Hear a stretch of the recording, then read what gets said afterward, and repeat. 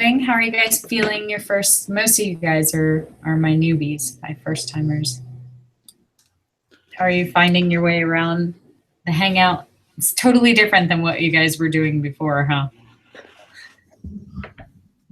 Don't all answer at once. Okay, so far so good.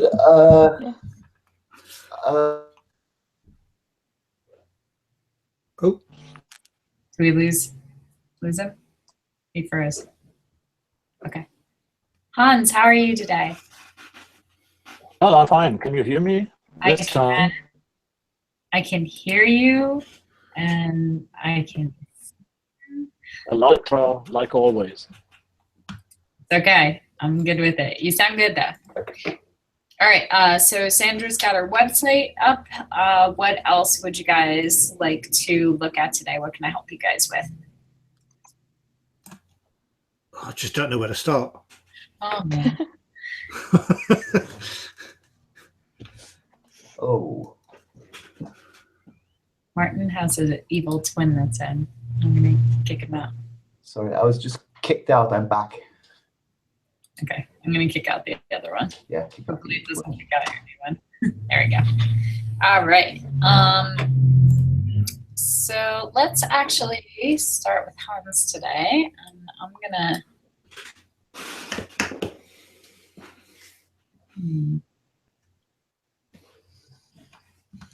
What happened? I think when I click the link, it actually pulls it up. Can you guys still see me? Yeah. Yeah. Yep, I can't see you. You guys went away. I'm still here. Hang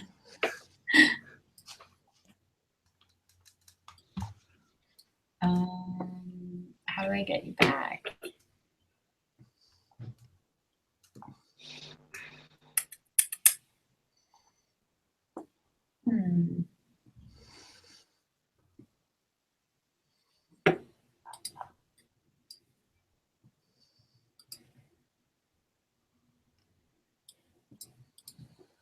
I don't know how to get you back in.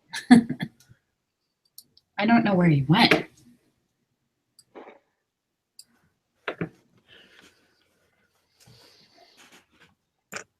Let's see. Sit tight with me.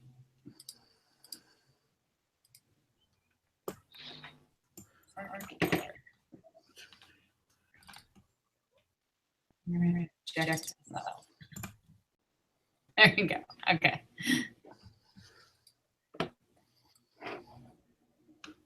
Okay. So Hans, tell me a little about what you sent me and what you're looking for. Did you ask me? Yeah. I didn't hear it loud and clear. Well, the thing is, I had posted and uploaded in a couple of photos a shot I did during a celebration, kind of how say, event photography, where I shot about 16 people in a very long time. I had a net shooting time of less than 2 hours. And all came about 37 pictures I had to edit, and I went through different stages of listening, because in the beginning I had this wonderful idea to make them look through empty frames, and I had done all the images with the frames, and I started feeling bad about it, so I redid everything, and I had to take out the frames of the pin, trying to get you know, hairs and part of the body back again, so that nobody would see that they had the pictures in front of them. That's the product I have sold. Okay. And the client is quite happy about that. And I learned a lot during this shoot, actually. It almost killed me, but I learned a lot, yeah. And then just all these, you're scrolling down there, I played around with textures, and that told me that I should stop playing around with textures. Because, and I think it's quite interesting point with these textures.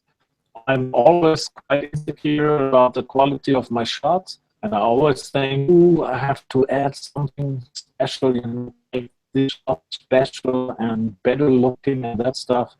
And perhaps it's actually the other way around, less is more, just concentrating on subjects, on the client, and not doing too much brouhaha around it. Okay. I'm only catching about half of what you're saying. So if you want to Great. condense, Is it my accent or the connection? Connection. I think it's the connection on your end, because it's always the connection on your end. But it's fun. It's like halfway between Latin, but like spoken by the Terminator. So I enjoy like trying to guess what it is we're talking about. Okay. I'm sorry about that. I changed location on a different computer, but the same internet connection. Yeah, I think it's definitely the internet. So I don't know what else we can do for you besides making sure that everything else on the computer is closed except for the chat, so that your computer is not putting its usage between multiple things. But I think it's more an internet issue than it is a computer issue. Yeah, because as internet connection, I have nothing open except this Google Hangout, this one window, and one window to Photos Google, my account with my images. That's all. Okay. So now. So the Terminator is going to try to do his best. Okay.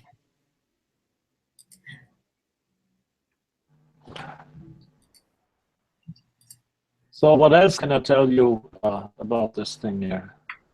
Okay, so is this from an event? Yep. Okay. And we returned all the photos from this to clients. So are these are all guests that were there?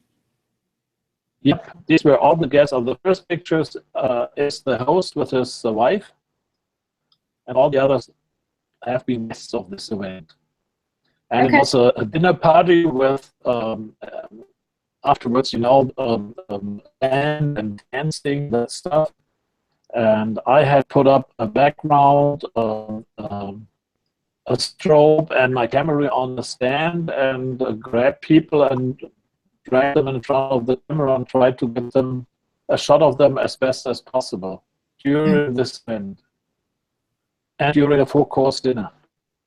Okay. So I think your lighting setup works really well for single portraits to light it well. You're struggling just a little bit, especially when they're super close. We're starting to lose a lot of the shadows in, oh, you can't see that. Why can't you see that? Let me see. Now you can. We're starting to lose a lot of the shadows in her face because she's sitting up against, and they're pretty harsh on the sides. So I would just be careful about the direction that you're throwing the light, because the 45-degree angle is pretty good, but when you have couples, then you tend to sacrifice one person for the other, or you end up blowing out the highlights if you have stuff. It's kind of the problem was, Jessica, I had to put up a thing right at the side of the dancing floor. And people tended to stumble all the time over my light stand. Mm-hmm. And if nobody of the dancing people stumbled over the light stand, I stumbled over the light stand. So it was a constant struggle with the slide. Yeah, I hear you. And sometimes you just got to roll with what you have. I love the light in most of these, and I think that they're beautiful. I love this one. Mike said he loves the 10th shot, which is 6, 9, 10 here, and I agree. Like, that's just beautiful. Light, the catch lights, you have the separation from the background. It's a little hot on the forehead, and you're dealing, that's always a trade-off too when you're doing big events, is that you're dealing with different complexions and different. That's, by the way, my wife and me. Yeah. That's awesome.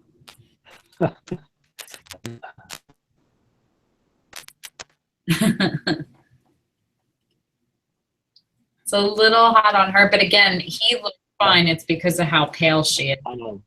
Jessica, the problem is, no, I couldn't shoot tethered, so I just had the tiny display to check and really no time. So I had about 4 shots for each couple. And I couldn't really check quality of the light.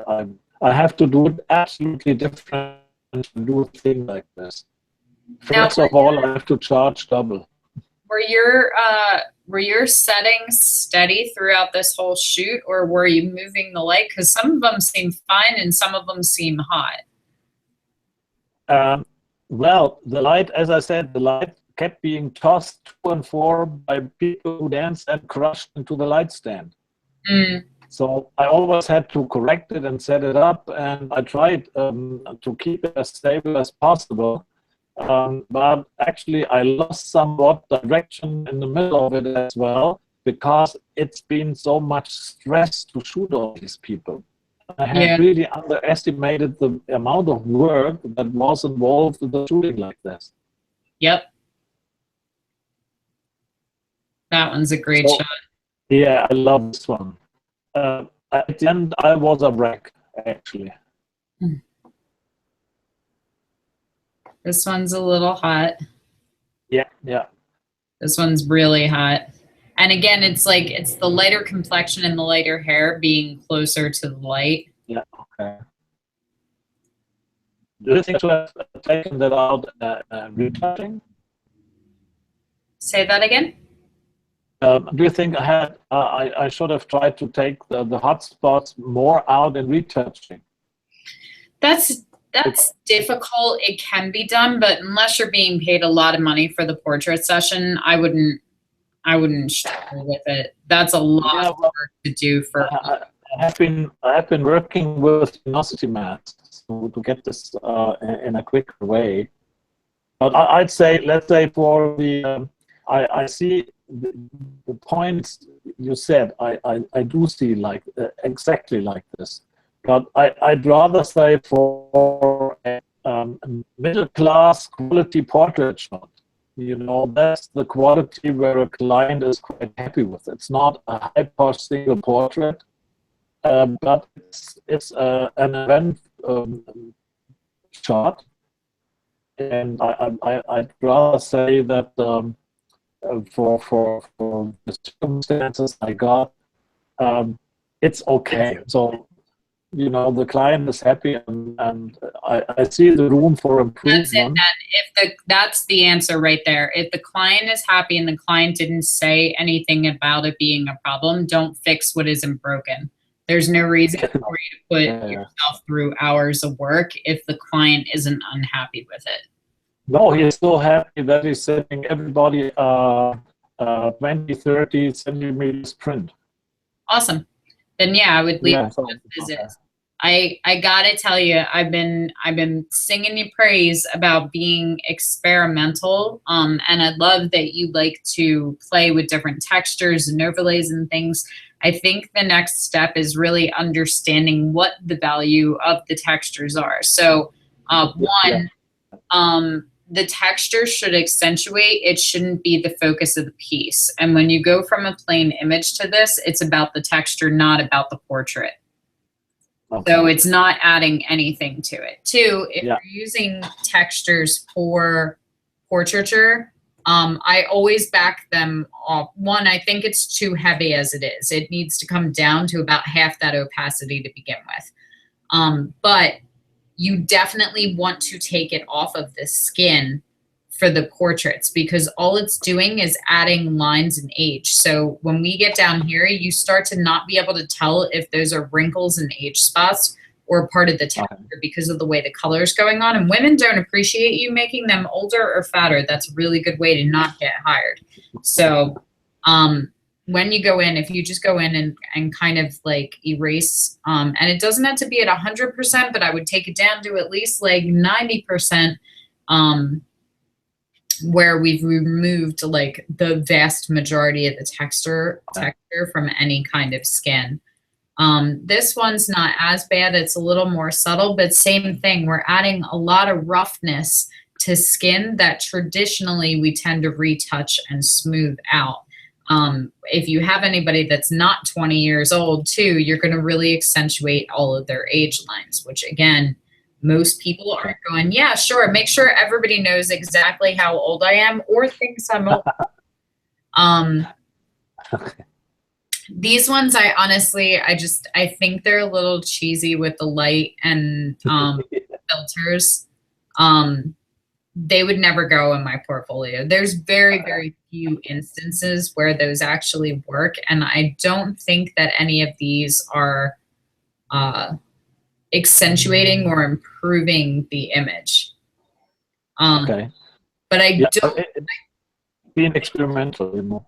Yeah, I love. Trying to see what happens.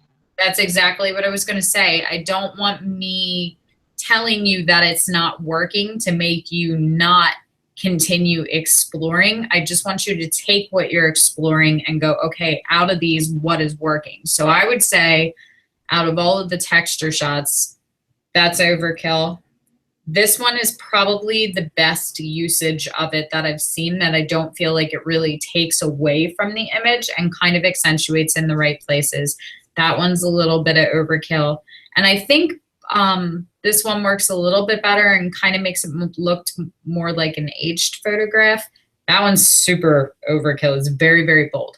Now, that doesn't mean that there's never an instance where these are going to work, but I also think the kind of portraits you're taking don't lend themselves favorably towards textures. I think you're looking more in the fine art categories, maybe a little bit of boudoir here and there, depending on the background and the pose, but you're more thinking along the lines of like Brooke Shaden uses a ton of texture in hers, a lot of heavy rates, a lot of fantasy kind of work. That's where the texture really starts to hold its weight and accentuate. But yeah, I'm glad that I have the opportunity, you know, to throw in shots like this where I play it around and we can talk about it. Yeah, I love that you're experimenting with it, and I want to see you continue to do that. And I'm fine with you practicing on these images, but I wouldn't be returning textured shots like this for these kind of portraits. No, we don't do that. I think that's a much stronger one. Okay, great. But I think that's good. So, okay. Okay, great. Yeah, thanks a lot. You're welcome. I think if you have 2 or 3 minutes to spare, there's another subject I'd like to chat about if you can hear me properly. Yes, go ahead. I don't know what's going over. That's, you know, Adam's boudoir shots, where I put in this comment and this critique that I wouldn't take in the shots of this one lady. You remember where I said, it's not in the line of the other shots, and I think that I got terribly misunderstood because you thought I said that because of, let's say, the lady herself, which wasn't the case. I tried to clarify that in a reply then. I don't know whether you had read that. So no, I wasn't. Nope, you're misunderstanding me. I wasn't saying that because of the lady or anything about her figure or her look. You had made a comment that it should be taken out because of the heart pasties and they were a little cheesy and over the top. And your comment that nobody would order pictures like that. Yes, they will, because she did. Because she wanted to wear those and she brought them. I guarantee you Adam doesn't have heart-shaped pasties lying around. Otherwise, I need to do a better job of vetting my students and knowing more about them. I've just got a drawer of them. No, you know, your recommendations are fine. I just wanted to clarify that I'm not really, well, my wife says I am, an MCP. You know what an MCP is? Male chauvinistic pig, they say it. So it was nothing against, you know, the lady has a nice figure and a nice face. I just thought that the quality of the shot was not the same quality as the other shots he had put in there. So there was no consistency for the gallery itself. Well, so that I don't necessarily disagree with, but Adam's just now moving into boudoir, so he's finding his voice and what his consistency is. And he's doing the same thing you're doing with the textures. He's experimenting with different poses, Yeah, absolutely. kind of styles and things like that. So my comment was more to remind everyone not to draw hard lines, because just because you wouldn't shoot it and you wouldn't put it in and it wouldn't be your portfolio, and just because, you know, I would look at it too and go, no, you know, like that's never on my list of things to tell people to bring either. But there are clients that have that kind of personality and will love those kind of shots. He could build a whole portfolio of nothing but heart pasties and unicorn pasties and little. And then I would say, great, you know, if he had, let's say, a gallery with all these shots he has taken, that would be consistent and that would be fine. But in the combination, let's say, with these glossy top-notch shots you really did, and which I consider are really good ones, and then in between you stick them, let's say, the lady from next door, that for me doesn't fit so much. But it's just a matter of opinion. Good heavens! I just wanted to make sure that you guys don't think that I was, let's say, talking bad about the lady herself, which wasn't. No, I don't think anybody got that from my. Then I'm relieved, and then I will find back to a good sleep. Okay.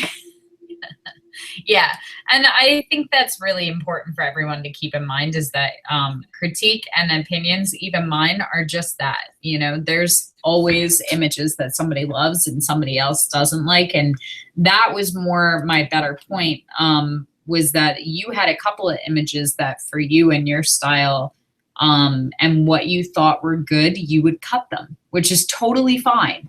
But there were a couple that were in your cut them out pile that would have been in my keep pile if I was picking his portfolio for him.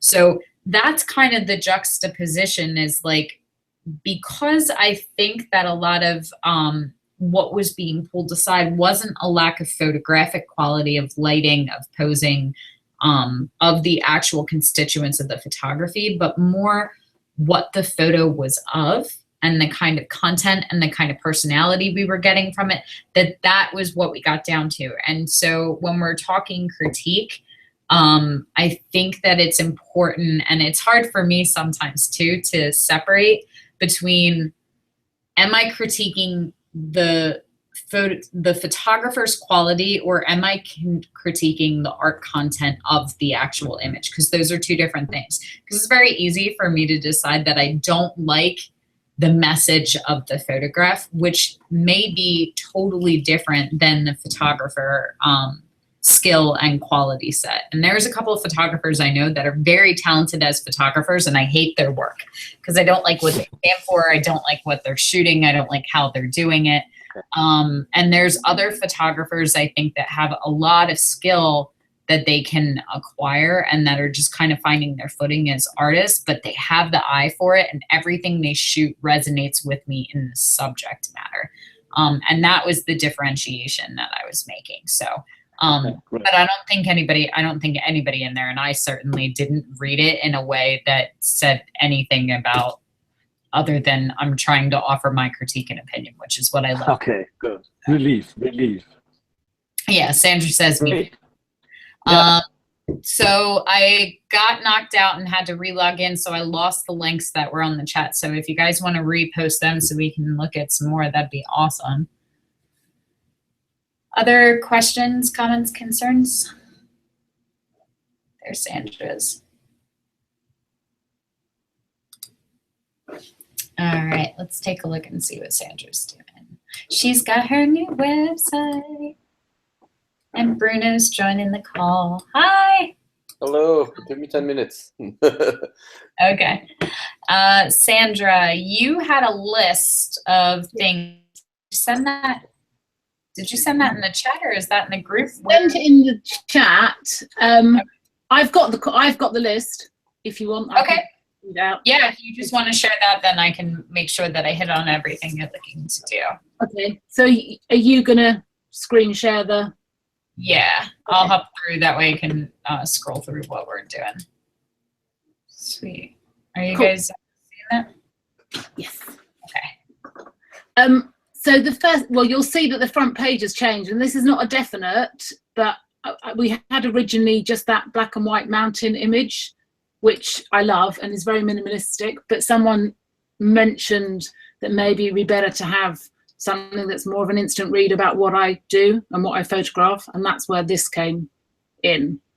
But I'm a bit undecided as to which one is the better option. I don't think I can, I can't add the picture, can I? Say that one more time. What's the concern? Well, originally I'd had just that single black and white mountain shot Right. on the front, which just filled the whole front page, which I really like. But then I wanted to play around with another option of putting 3 images, one from each kind of section that I do. And someone, when I showed them both, had said aesthetically they preferred the mountain image, but business-wise this was an easier read as to what I photograph. I can agree with that, but I think that you're pretty straightforward with your things. So if you had this single image, fine art, architecture, wanderlust. Like I feel like that's pretty self-explanatory. I would probably, because these two match up with down there, if you decide to stay with the 3, then I would probably either change this to travel or change this one to wanderlust. So God, yeah, didn't even notice that. Okay. Okay. Okay. Book info about blog. I mean, there's a lot of different sections. A lot to say, but I mean, I don't know if there's kind of too much, or like I'd split like solo exhibitions out from group exhibitions and stuff like that. You don't need to. There's nothing on that thing. You have to click down to one, but you don't necessarily need to look through all those on this session. Of course, but I'm gonna. Don't look over there. Jess goes over there. So I love that you have sort of your, I wonder if we could take some of this, because it's almost like a resume of sorts, or a list of accolades. I might condense some of this. So I feel like solo exhibitions, group exhibitions, awards, those can all go in like an accolades or accomplishments or something like that. I don't think you need all 3 of them separate. Okay, cool. Press and licensing. Oh, that's the question that I had. So this is a mix of, like, the first 2 are interviews in magazines that I've done. Okay. And then the next 2 are images that have been licensed for magazines. So from here. So the first one is articles about you and your work, and the licensing is work that you've had licensed? Yes. I don't think those 2 necessarily go together. Okay, that was my question. So I feel like licensing would probably go under. I have got licensing under info. I don't know why I'm pointing my finger at the screen. No one can see. So where it says license work, so then maybe those 2 licensed ones should go in there, shouldn't they? That seems really obvious now. Yeah, I would definitely add them to this one. Okay. I feel like info and about can probably be condensed into one tab up here too. Okay. Because about is essentially info about you. Okay. So you could either do about the artist, about awards, about licensing info. Yeah, that one is really, I've only ever done 2 residencies, and I didn't know whether, but I do kind of want them on there because I think that works for like future workshops and stuff, but I don't know whether I should flesh that out with more information about what I did when I was there, or. No, I think it's fine, but I would, I think you can go either way with that. That's up to you, personal preference. I don't necessarily have an opinion on that, but I feel like residencies, art fairs, awards, group exhibitions, solo exhibitions, that's all under the same Okay. like resume kind of file there. will take you down to 3 things. So we're down to biography, your resume, contact and client area, and I'm fine with that. Okay. So what is your client area? Okay, so that is, I think I'd mentioned it briefly in the cohort. It's the thing that I'm next looking at. So it would be for like interior designers and hotel designers to go in and look at all the catalogs that I've got, which I have yet to build. But if you type in password, not very secretive, but I will change it, obviously.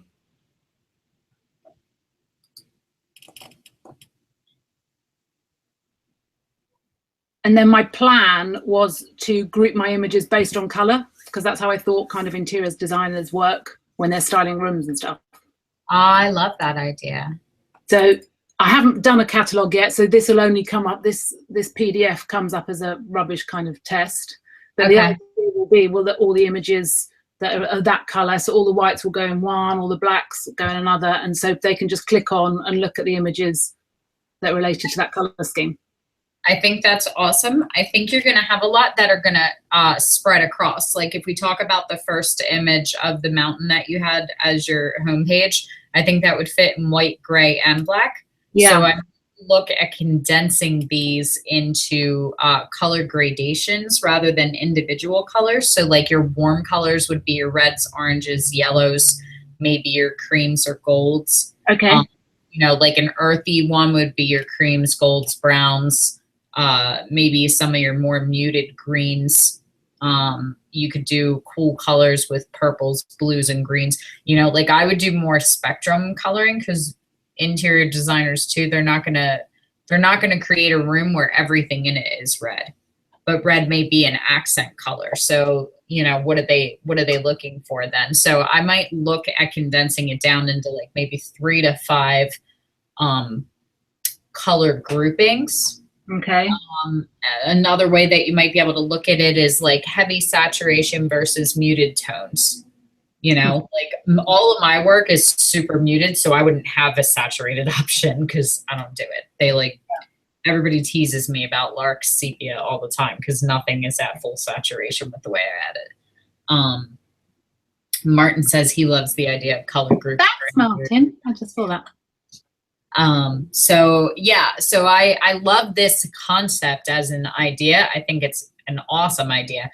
I'm not entirely sure that breaking it down by individual color would work, but I also am gonna pull back to my lane of being a photographer and business educator and say the best thing to do would be to actually chat with interior designers and see what they say.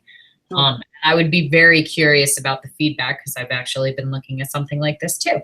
Now I'm gonna deviate away from you for a second and actually go to mine because I want to show you something and hopefully it'll work correctly because we're actually editing our page. But we just got this new option and I just downloaded this new program. So if you go to view and client collections, let's go into, what do I have? That one's not gonna work. Do I have any of these that aren't password protected?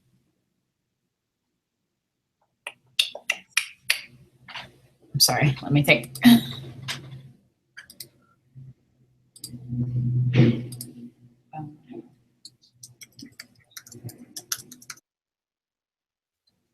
Ooh, I got it. I think this is just downloads too. So I have the option here. I don't know how to even get into it. But the general idea is when you go in and select the photos, you can actually view all of the pictures. Give me a second, let me sign in. Okay.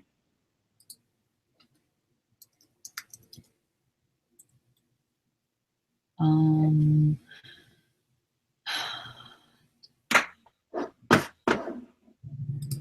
right. Okay, I will show you this offline when I don't have to sign in and do all of that. But the general idea is when you go to the gallery now and you click on any photo, it won't do it on these because I don't have them set up to buy Maybe this one does. They just came in for newborn puppy portraits today. The same. Oh my And they're so freaking cute. I can't stand it. So they got a download album only. But when you go and click and they have the print options for it, they all come up on the side here. And it also has the option at the top, it'll say print and then it'll say wall art. And if you click on wall art, it brings up several sample rooms that you can then put the picture in. And it'll allow them to see what it looks like in interior and different kind of room designs. But then there's an option under that that says upload your room. So anybody can take a picture with a cell phone of any room in any building anywhere, upload it, and then it'll show the images on the wall in that room in different sizes. Fundy thing you were talking about. Fundy does it too. This is actually a website called Sytist. Oh. How do you spell that? Sytist. So this is the new one I got. The problem I was having with SmugMug is that it always wants to send the prints to a lab, and I do the printing in-house now, and we just couldn't find a good workaround for it. So this is a third party. I'm not sponsored by them. I have no affiliation with them, but I used them years and years ago before I even knew about SmugMug. I don't even know if SmugMug was out then. But let's go take a look at theirs. Maybe that will let me see. So yeah, so you can go in. Yeah, there it is. So you go to Wall Designer and it pulls it up and has a couple of sample rooms, and this is one of them. And you can see where it would look on the wall. You can design whole collections if you want. You can resize it. You can check different prints. So you could actually set it up to show an entire album of all of your work. And then based on the ones you select, let's say an 11 by 14 canvas,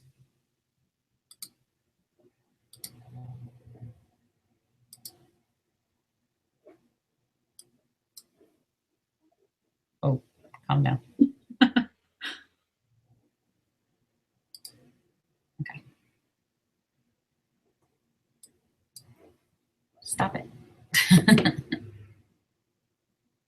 You can select on different frames and different looks for it, different sizes, see a 16 by 20.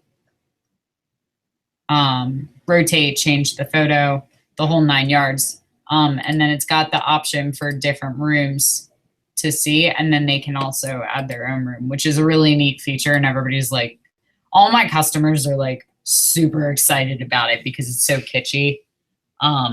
But same thing, like you're doing that, like right now, am I looking at blues in your work, or am I looking in purples in your work, or am I looking in browns in your work? You know, so I think you're gonna have a lot of overlay with what you're looking at. But if you do those kind of color schemes where it's all cool colors, it's gonna pull blues and purples and Yeah. yeah. So Because it was written at the top that I'd based it on the main color of the image, saying that, you know, there are more than one color in an image. So it would be on the kind of like hero color. But I think maybe what you're saying is a better idea of grouping it. well, because it'll give the option for a bunch of different ones. So if we were looking at this one, we'd probably be like, that color would fit with the purple wall, but that one would fit with the blue of the pillows, you know, and these are all just sample photos from their website. None of these are mine, but just to give you an idea of it. So something worth looking into. I think it's like, it's a couple $100, $2.99. So, but that is such a small part of what it does. That actually handles all of my order forms and everything for me. So if we go into the admin area of the demo, it shows all of the orders and how many people have been in, what's going on with them. You can go into any order that you have and see who bought it and what's in the cart and things like that. just keeps track of everything, lets you upload. So that's handling all of my galleries and everything for clients right now. And that may work for you as well. So something to look into if you're looking to do that and really go the interior design route. I could see that really being beneficial for you. Yeah, So. I'll definitely have a look at that, because in the pricing page, I have a mock-up of a room that's got the 3 different sizes, but that's static. Okay. So, okay, moving on.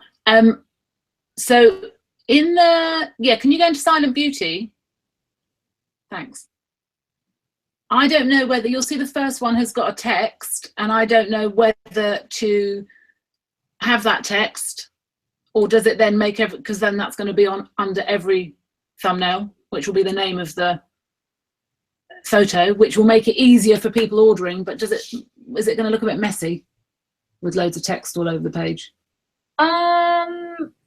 Well, I don't know that I would include it in the thumbnail view, but maybe in the larger view, like having it under here, I don't think would be bad. Okay. I'll have to see if that's possible on my. I think one of your biggest problems is that it's not easy to buy. Yeah. You make it very difficult for people to buy your images if they're interested. And obviously I can go over to info and go to purchase a print, and then I can see all the stuff, but all of this should be on every single image. If you want to sell every image in your page, then it should be very easy. I shouldn't have to go looking for how to buy. So when I click on this, it should have all of the ordering info here, either alongside it or not. You know, even if it is a gallery, like it should be super, super simple to go purchase, because you're selling every single image. I don't need to show ordering options with my portfolios, because my portfolios are advertisement to get new people to come in. Nobody's buying a picture of last week's wedding that is related to the people at last week's wedding. You have the potential to sell every single image to every single person that comes into your page. It shouldn't be a static gallery. It should always have the option to buy. So if we go over to,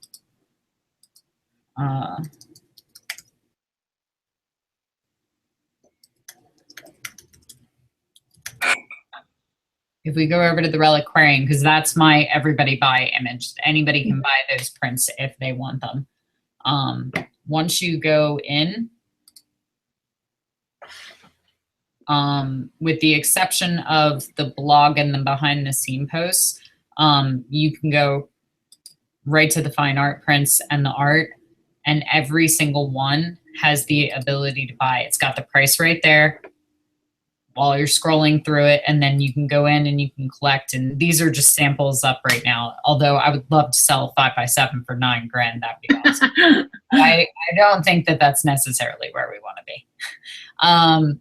But you know, same thing. Like even if they're at the main page, I want them to see what the options are, right? Even while they're scrolling. 9,000, 90,000. That one was really important. 9,000. You know, like, so they're seeing what the rates are right there. And if they're like, hey, I want to buy this, they can go to add to cart immediately.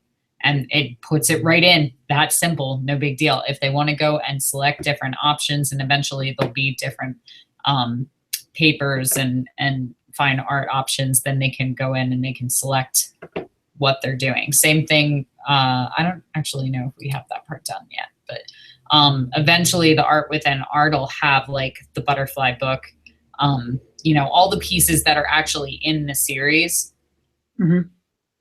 And you can go and purchase them and see what they look like up close and stuff like that, and they'll be able to buy them right away. So you need to have the ability to buy, because right now if I go through and I'm like, oh, I love this, that's awesome, I really would love this right in my living room, and it's already gone. You've already taken it away before I'm ready to fall in love with it. I'm not a big fan of slideshow galleries that auto advance. People are smart, they can click and move when they're ready. Don't force them away from an image that they're forming an attachment to before they're ready. You're cutting cord from them. I can slow that right down so it doesn't go for ages. In that case, they'll click it themselves. Yeah, I think like 5 to 10 seconds is plenty. You're probably at about 3 right now. Okay. And if what you want is you want to create an image that people want to keep looking at. And if they do want to keep looking at it, don't take that away from them. So them having the ability to move it on their own is plenty. I don't need you to move it. I want to stay on it.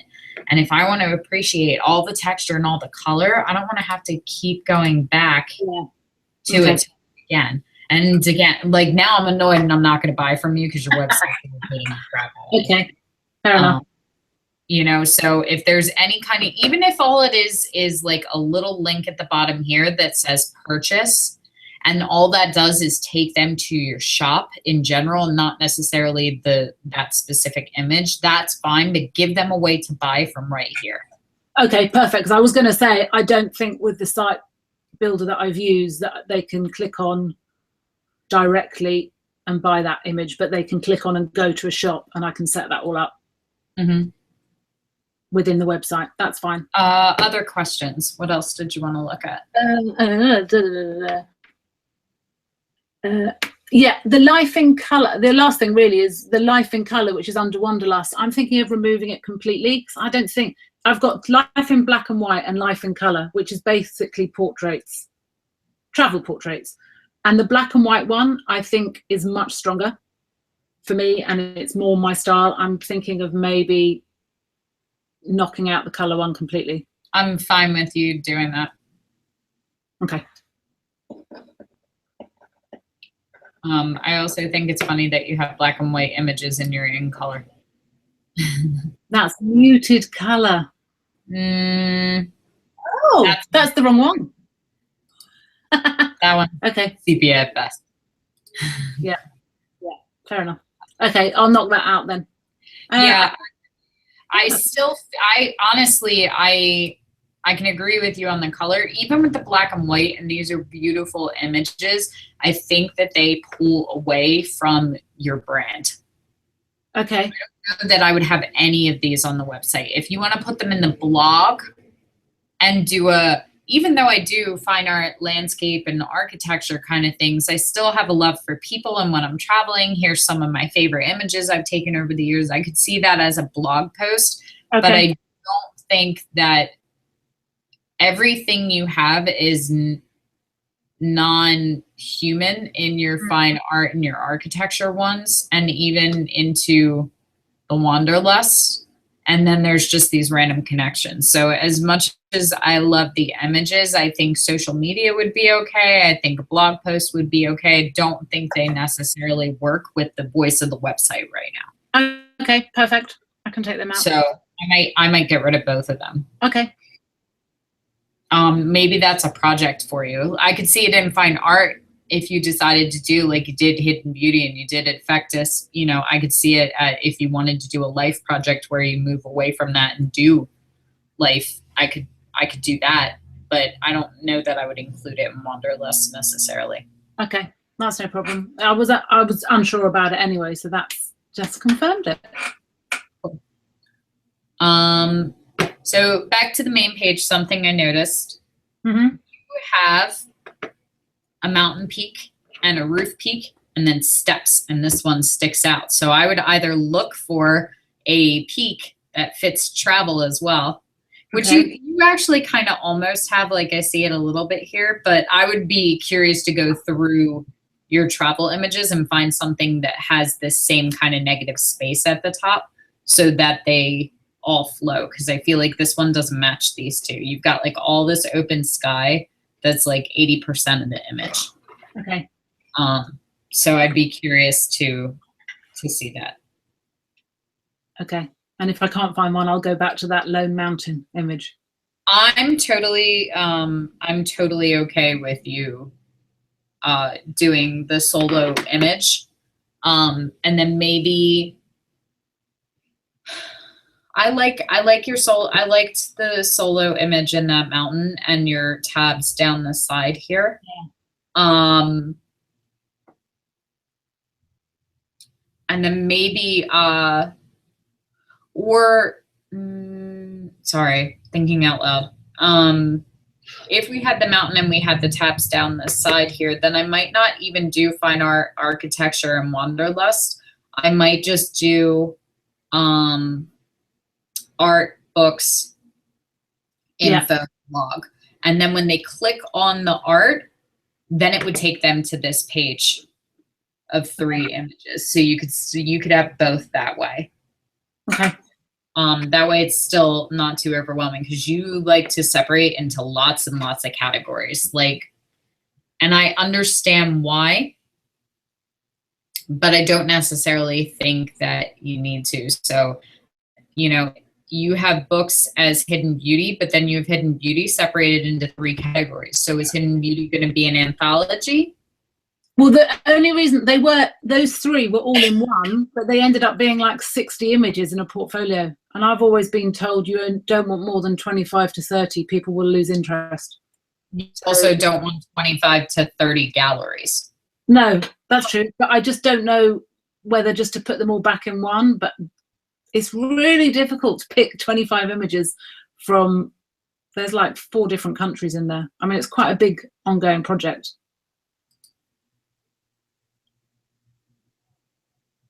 Get rid of one of these. I don't care which one, but get rid of one. So that Is it because of that on the end? Yep. What size computer are you looking at? Oh, does it What's the change? screen? It does change. So I've based it on a laptop. So I've based it on a laptop, which is 4 across. There's a way for you to set that so that it's static, so that it won't adjust.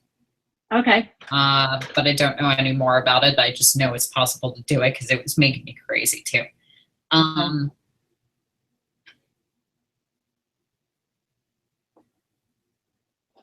Either way, it tends to not want to sit. It only sits on 4 across. Yeah. So I spent a long time knocking things out today on every gallery.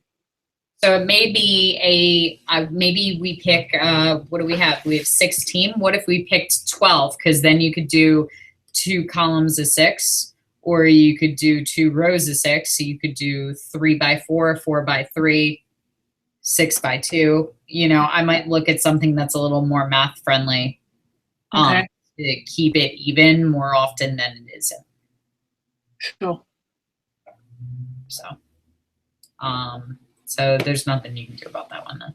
Okay, I'll check with them. Is there a reason that it has to be broken down by place?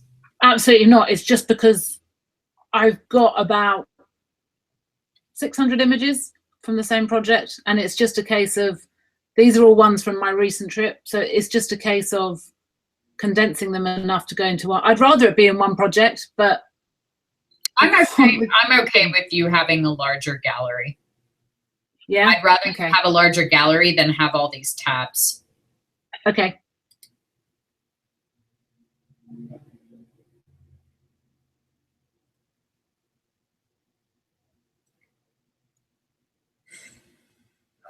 I still like the idea of you having like a rotating series of prints available, because I think your biggest problem is going to be that you have so much to look at that people are going to get overwhelmed.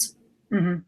And they're going to end up navigating off the page before they see it. So if you had a rolling thing where each month you had a certain one that was available, it would be a little more upkeep, but you might be able to schedule it to auto update with the new thing. But there's so much to look at, and I think you're gonna have a lot of people that don't necessarily follow. I'm also not entirely sure that all of these fit. Okay. This one doesn't say fine art to me in the same way that Flow does. Okay. I don't know why either. I think because it's more photographic and doesn't have that sort of art tranquility element. There's so much going on with the shapes and the colors and the saturation and the texture. You don't get that sort of Zen feeling. And What were we talking about for your branding tagline? It's on my Instagram. Visual meditations for a hectic world. Well, this is the hectic world, I guess. Yeah, good point. But if we're going, so, you know, I think when we're talking about branding, pushing down and really sifting through and continuing to minimize the tagline into the fewest words possible, we go back to visual meditations. And so I think when you're selecting your images, that should be the question that you're asking yourself while you're looking at them is, are these visual meditations? Because I definitely think this entire album is visual meditations. Mm-hmm. I definitely think most of this one is visual meditations. I see that in it. I can see it in that one. This one starts to be more the chaotic world. Mm-hmm. That one as well. That one's definitely the chaotic world. Then we go back to visual meditations. So maybe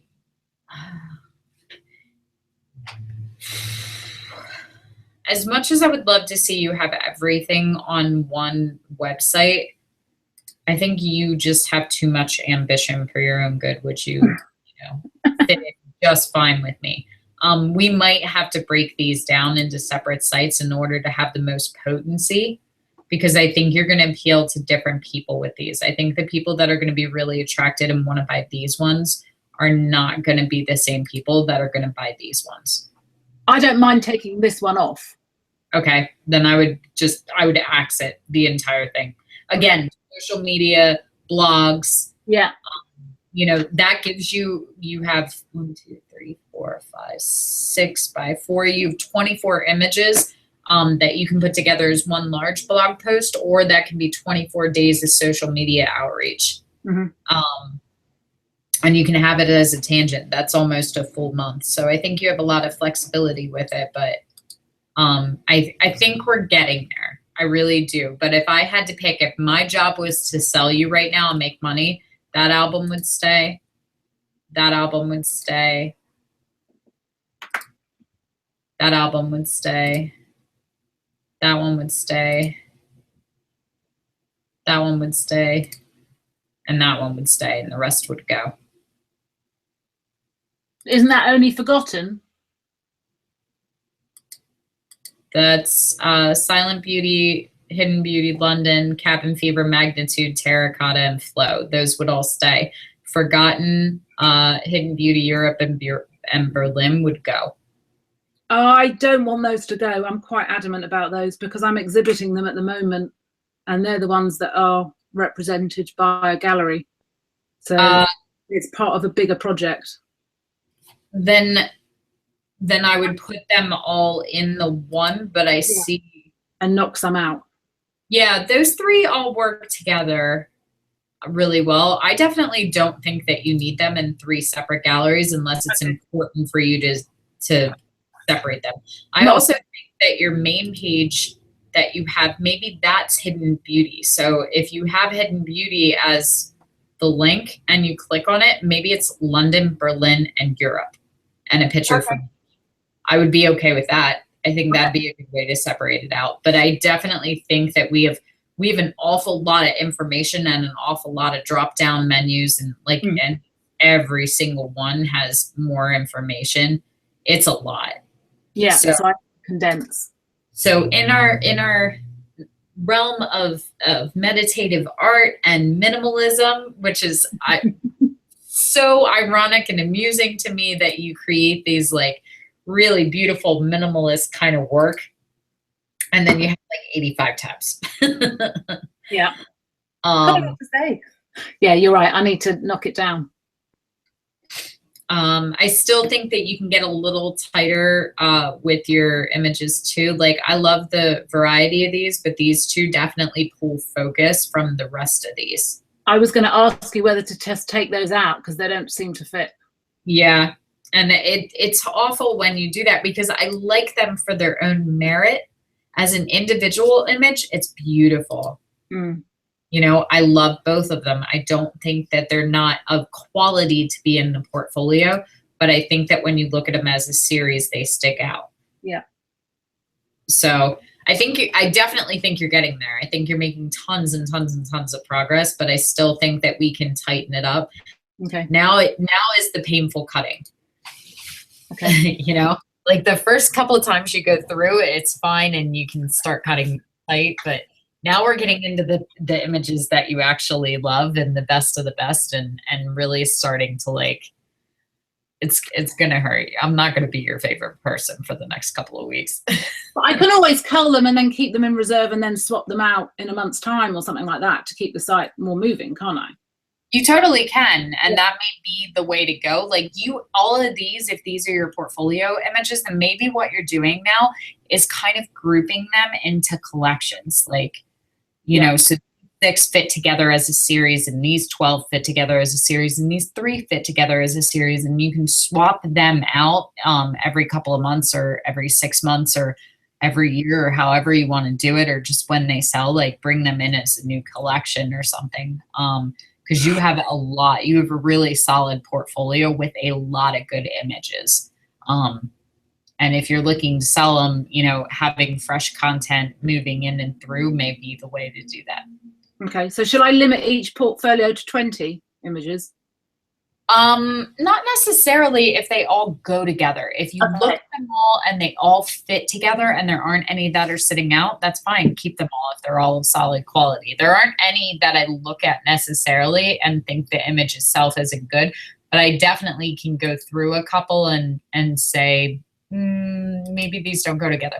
Like in Cabin Fever, I think you could very easily split it into one collection with cabins and one that's just the outside in the snow.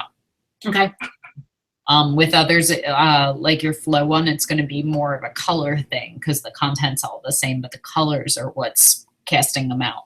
I think with a Cabin one too, you have some really nice ones that are kind of like multiple trees and almost like a forest thing, and then you have this sort of minimalist feel with like the individual stoic kind of content in the snow where it's very like whitewashed and like one.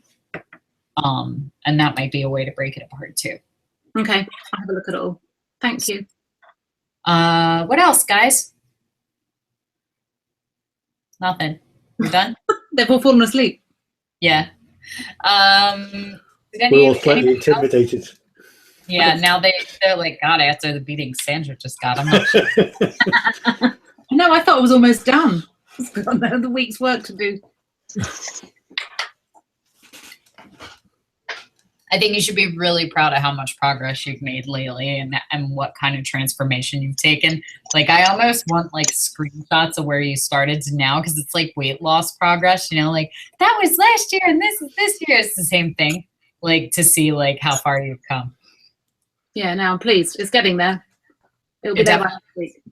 I'll work hard. For my 2 pence worth, I prefer the single image on your homepage. Yeah. Yeah, I think I do as well, aesthetically, to be honest. It's kind of like your branding. Yeah. It's what you should have on your business cards and everything. And I definitely think this single image fits your visual meditations. Yeah. And it is actually the image on my current my current site that's, you know, that's up there at the moment. So I should just stick with that. Thank you, Mike. That's it. Decision made. Mike, have you done any newborns yet? I shot one the other day. I didn't shoot one, you know, not literally. Photographed one. Yeah, the other day. Where's the photos? Let's see them. Huh? Where's the photos? Let's see them. They're on my hard drive somewhere. They're not ready to be seen yet. Not ready. I've managed to get them down from 166 to 36 at the moment. That's good. Have you given any thought to like products and things you're offering for them? I've got the prints, canvases, presentation box of 10 or 20. Okay.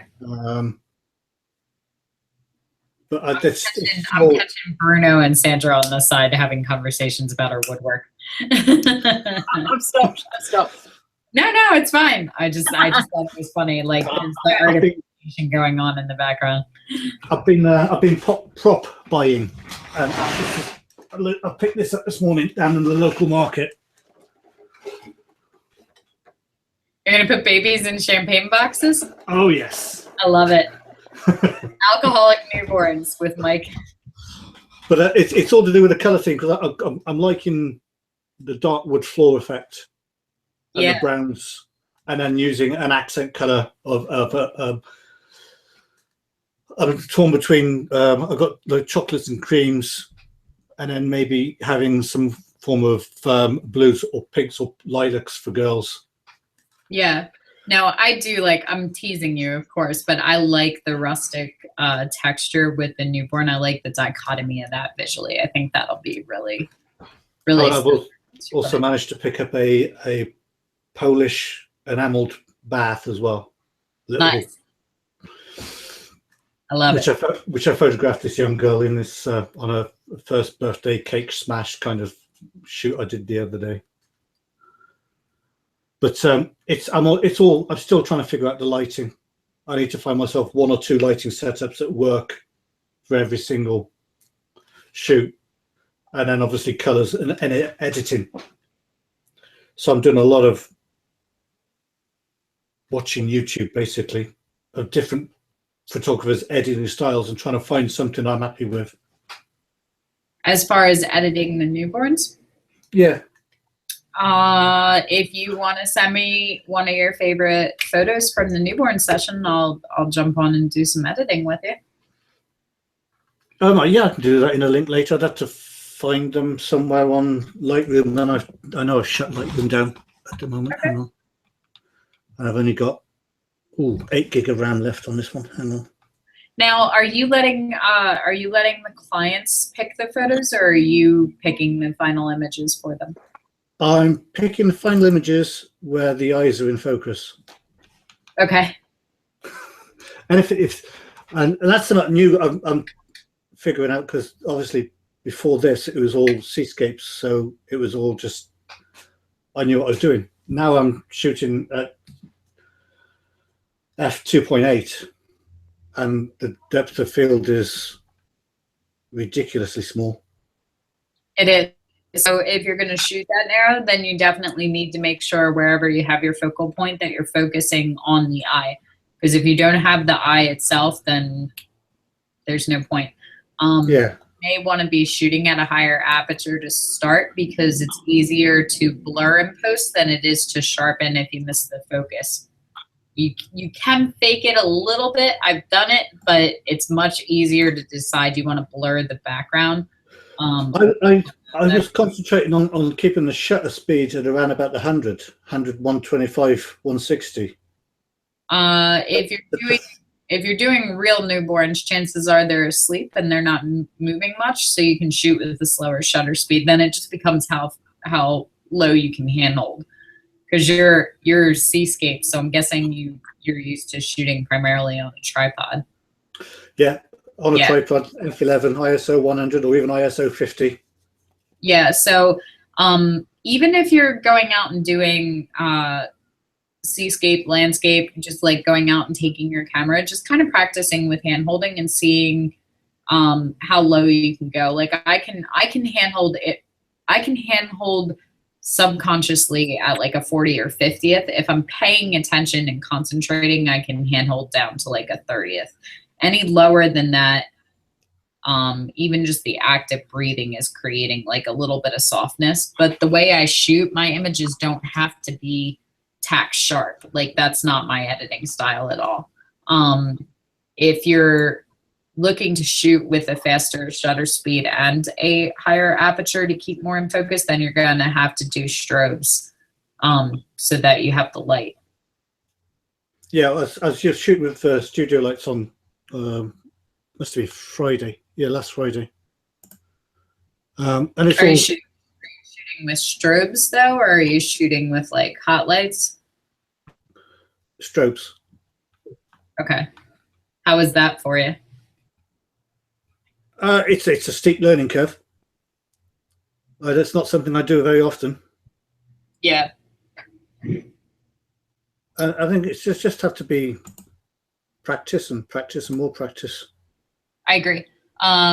You know, but in Getting yourself comfortable with a set of settings that you want and just stick with those set of settings in every single shoot.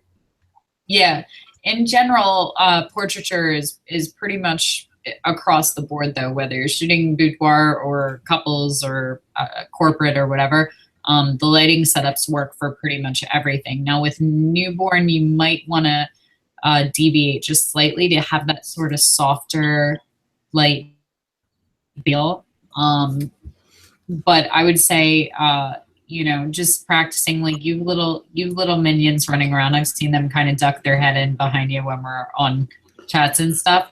You know, photographing them until you get comfortable hand holding is fine. And even photographing and just kind of following them around with the camera, not necessarily like an in-studio shoot, but just kind of doing it just to see like how the motion blur is, how the light is, you know, what works and what doesn't, how fast can you focus on the eye and keep them in focus with movement.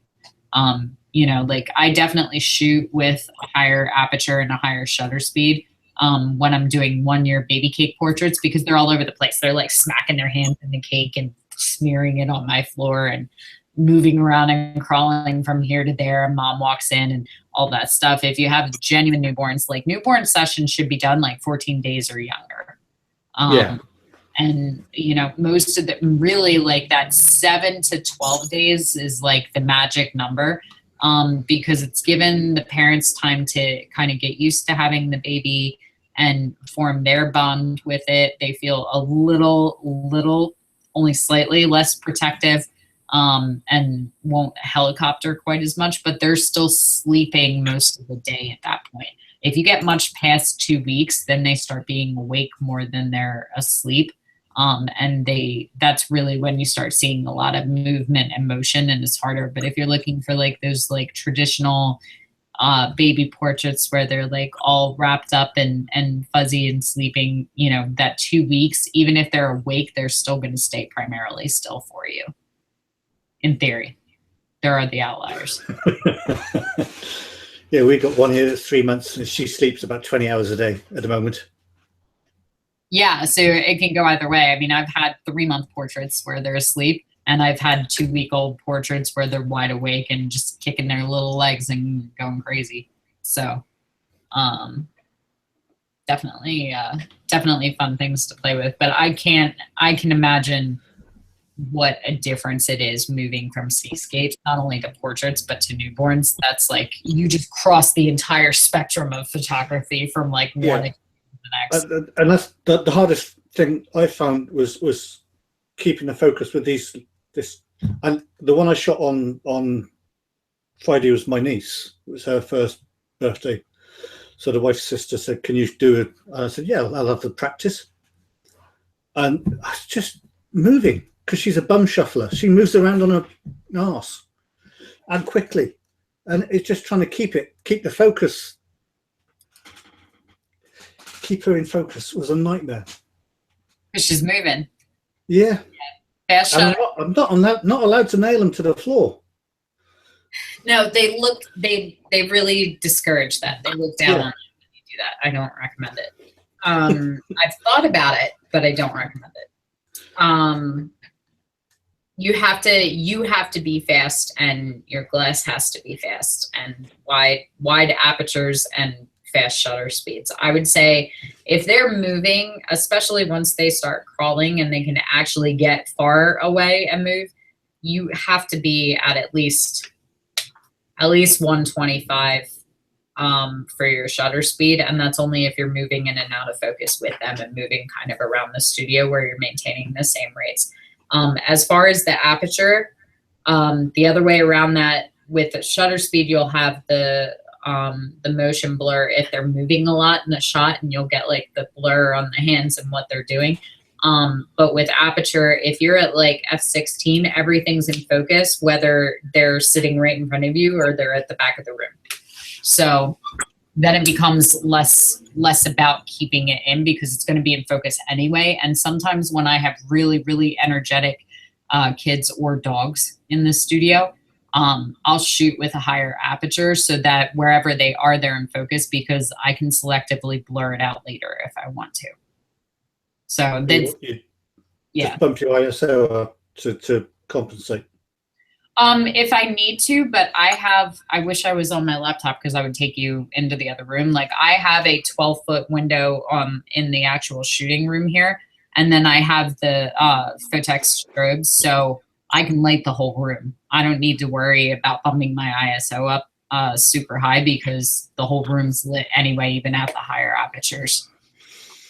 Less so with the natural light, but with the strobes, I can pretty much fake it. And everything in here is white walls. So I'm getting a lot of bounce light off the ceiling, the walls, and even the floor is like a lighter beach kind of wood. So, and I did that intentionally so that everything's high key. All right. I just keep looking at Rebecca's screen. I'm not paying attention.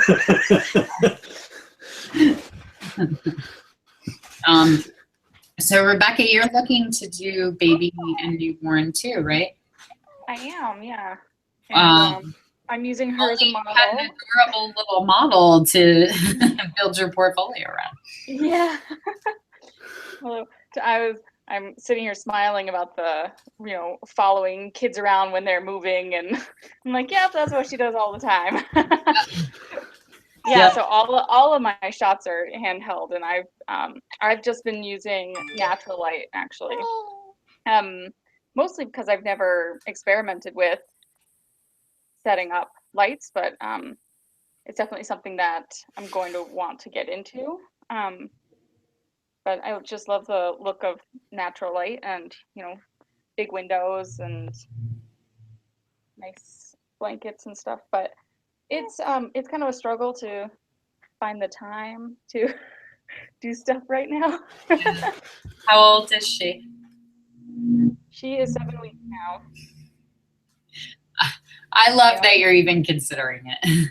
I'm right there with you though. Like, my son was about her age. There's a picture somewhere, and like I've always had big counters as desks because I have so much like surface area to work with. And there's a picture of like my 2-year-old daughter like sitting on my lap, like drawing on the counter. And I'm like rocking my son in the car seat while I'm editing with her on the lap. I still have like the drawing marks because she was drawing with pen, not on the paper. And it took about 3 minutes to catch her.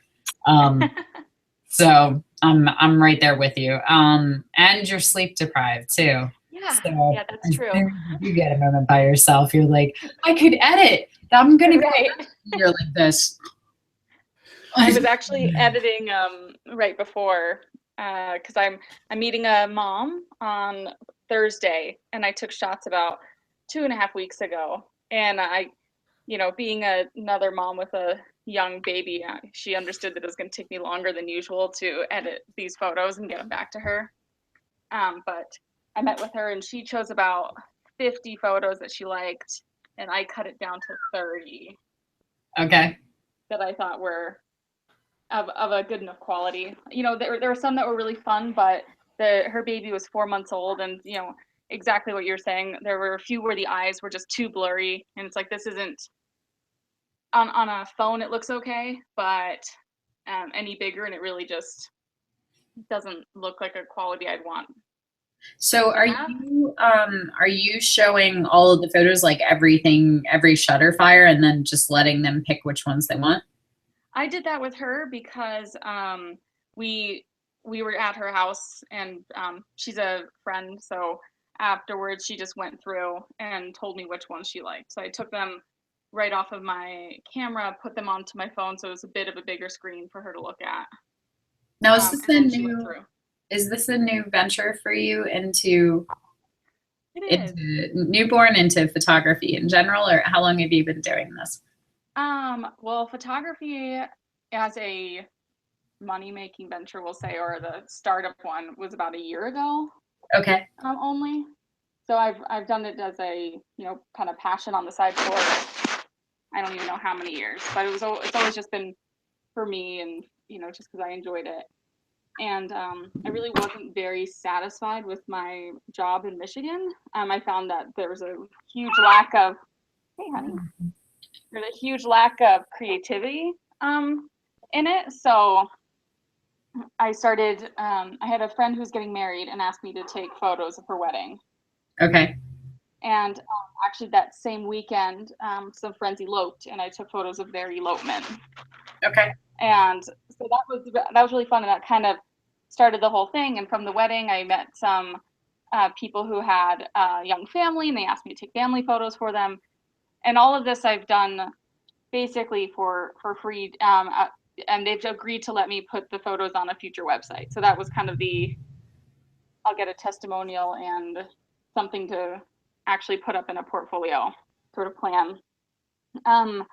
And that was starting to work out well. I was starting to meet people and charge very minimal amounts of money for things. And then we moved to Nevada, and had a baby. So it's kind of like restarting that whole networking process that was starting to work for me in Michigan. But it's actually, I think, will be kind of the perfect time because since I moved here, I quit my job in Michigan, and now I can focus solely on doing photography, where before I didn't feel like I could assume that big of a risk yet. Where now, since that's leaving my job is no longer a factor because it already happened, I want to do it. And I realize that being around babies and newborns, that I really enjoy taking those photos, and I really enjoy editing them. And you see them changing so quickly.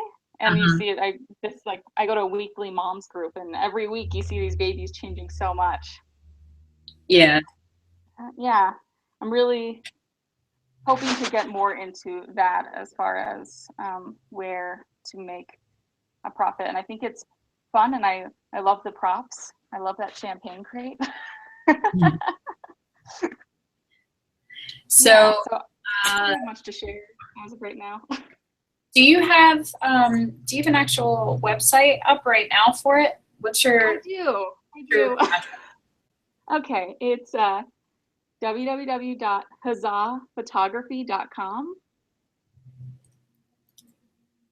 Oh goodness, here we go, straight into the deep end. I'm trying to. Let's try that again. Spell that for me, love. HUZZAH photography.com. No? Uh-oh. Oh, I got it. I just switched the A and the Z. Okay, so are you looking to specialize in baby and newborn, or are you like doing the weddings and families? I like doing the families a lot. I like doing babies and newborn a lot. I enjoyed the wedding. It was, I enjoy how much more fluid I can be in a session with, a family and a newborn, as opposed to the wedding where if you miss that one moment, it's gone. And I find that stressful because I don't want to miss anything for the client. But yeah, I liked doing the weddings. I liked how, I don't know if what's the right word, dynamic the wedding was, because it has so many different elements to it. And I thought that was really enjoyable. But I think I would prefer to focus on families and newborns more, and babies. Well, I'm thinking for where you are in life right now too, and not having to go shoot a 12-hour event and find a sitter. Right. Exactly. And I didn't want to be anywhere away from them at that age. No, it's hard enough just to like run to the post office on my own.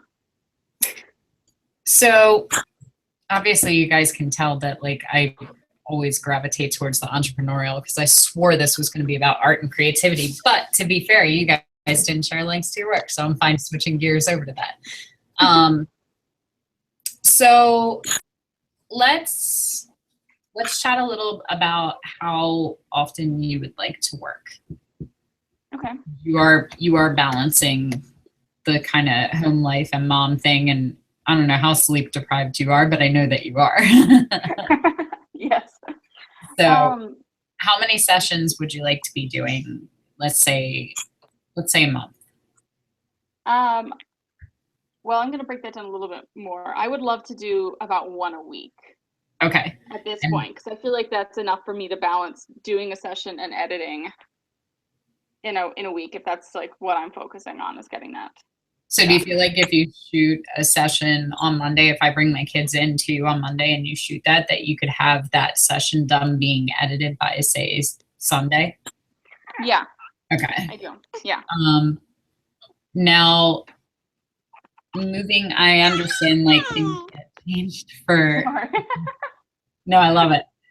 You're only going to have about 80% of my attention anytime you come on, just so you know. Right. Sandra's right there with me. I keep seeing her laugh at it too. Yeah. Ovaries. Hyperdrive all the time. These sounds. So if you're doing one session a week, is your plan to show them all the images and then let them select which ones they want and edit them, or what do you see your session? Well, I would love to not feel like I have to edit every photo and then have them go through and choose the ones that they like the most. I like the idea of selling them a package from the beginning and saying, oh, come to a photo shoot, you get X number of photos, be it 20 or 30 photos from it. You want to edit 20 to 30 photos a session? I don't know. Is that a lot? I mean, it's not a lot. But okay. I think it's all relative. I think 20 to 30 photo, it really just depends on how you set up your business. There isn't a right or wrong answer. It just depends. For me, 20 to 30 photos is a lot because I can spend 2 hours on a single image. If you're doing basic retouching where you're knocking through them in 5 to 10 minutes each, even at 5 minutes, if you're doing, 30 photos, that's still 150 minutes. It's still several hours that you're going through. Right. So it really just depends. Well, I mean, ideally, I do spend longer editing photos than I'd like to, and I'm hoping that that's something I'll get faster at, is being quicker at doing some quick retouches. I think that's skill related, just because you're still kind of learning your way around Photoshop, or you think that's just because I'd like to say, at the risk of sounding egotistical, that I'm pretty Photoshop savvy. But I just spent 2.5 hours on the image.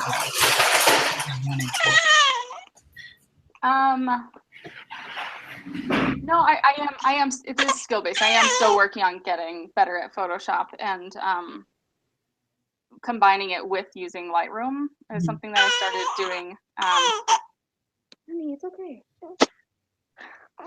Yeah. But I'm sorry, I totally lost my train of thought. I don't know what I was saying. That's called momming. Yeah. So we're talking about how many images you would like to return. Yeah. Okay. So I preferably what I'd like to do is I would love to give them basically no more than 30 images for my own sanity of being able to edit. And what I've noticed from giving people the photos that I shot and just letting them choose, they always choose way more than that. So that was like I'm going to cut it down a bit and just edit what are the best ones. But what I've also noticed is that what I would consider the best photos are not always the ones that they choose and seem to enjoy. Like there's somewhere, their baby might be making a very silly face that I don't think is super flattering on them, but they seem to love it. And it's a face that their kid makes all the time that I just might not know. Right. So I liked the idea of having them select the photos that they wanted. So then I'm really just editing what they want, what they're going to enjoy. So it's not me like dictating and saying, oh no, these are the good ones of your child. Right. I think that there's a blend to that. So I think what I might suggest is when you take all the photos, doing a first call. Where you go through, and that way you get rid of them. Because I have a photo of my son, and when he was a baby, he started making a face that looked like a pirate, like sucking on a lemon. And he would just, every time he saw the camera, he would go. And like we still make that face together in our family photos if you see it. But like every photo of his infancy, and the first shot that I got of it where he made it, he would breathe too. And that, so every time I see the face, I hear it because he would sit and he would go. And I don't know what it was. I don't know what he was doing, but he started doing it at about 2 months old. And so every time I see the face, that's what I hear. Mhm. And but it's adorable when he does it. It looks retarded. But the first photo I have is like way out of focus because I had just gotten my DSLR and he would actually like rock all the time. So shooting at that 2.8, he was perfectly in focus here, and then he went like this. But he's still doing the face. And so that's one of my favorite shots, but it's like, it's horribly, horribly out of focus. I don't care. It's mom. Mom loves the shot. Photographer hates the shot.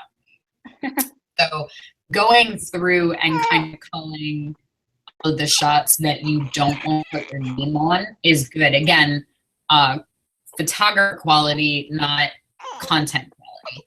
So making sure they're sharp, making sure they're good images, making sure they're the ones you want, and narrowing down from there so that if they're looking 50 images out of 150 to 300, you being able to narrow that down to 150 for them, and then them picking 50 out of that, 25 out of that, will help kind of naturally narrow down the amount that you're editing to. Okay. Neither one really weighs in on what you're gonna, neither one weighs in on how much you're gonna make, because you can adjust your business plan to do that. So it can either be, you know, $10 an image, or it can be $100 an image. If you're doing the $100 an image, you only have to sell one. If you're doing $10 an image, you have to sell 10 in order to make the same amount of money. So it's really just your call as far as how you want to set up the business and how many images you want to put through. Right. That makes sense. Sorry, I don't know if we're going to last much longer. That's okay. It's fine. Was there anything specific that you wanted to chat about while you were on, or anything you wanted me to discuss? No, I think that's good. I think I'm going to finish editing these photos that I did of this previous shoot, and I'm hoping to put some on a website and maybe next week have a look at it. Great. Well, I would love to see some of them, and I can definitely offer you some feedback. She was a jerk. Bye. Bye. Adam, how are you, my love? He's great. Two I'm words. good. I'm good. Sorry I'm so late. Yeah, no, you show up late. You've got your dog making all kinds of noise in the background. I know. I get my time zones mixed up. No, it's okay. So we were chatting about you a little earlier because Hans was worried that we all thought that he was a terrible person and was judging. No. No, I actually like that he's so honest and blunt with everything. Yeah. Yeah. You. I appreciate the honesty. Did you bring any images you wanted to look at? Actually, I wanted to see, I had made a lot of changes or some updates on my website since you had talked about it last time. And one of the things, I wanted to see if you would just kind of go on my website and kind of look at my gallery as a whole, since that was kind of what the conversations earlier in the week were about, and just see if you think it all feels good together. Now, see, if you had been here on time, you would have heard how I just beat up Sandra on her website, and you wouldn't be asking. Post the link in the chat and we'll go on. Harsh, yeah.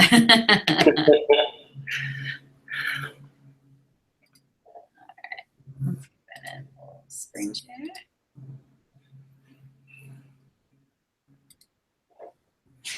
Good. Are you guys seeing that? Yes.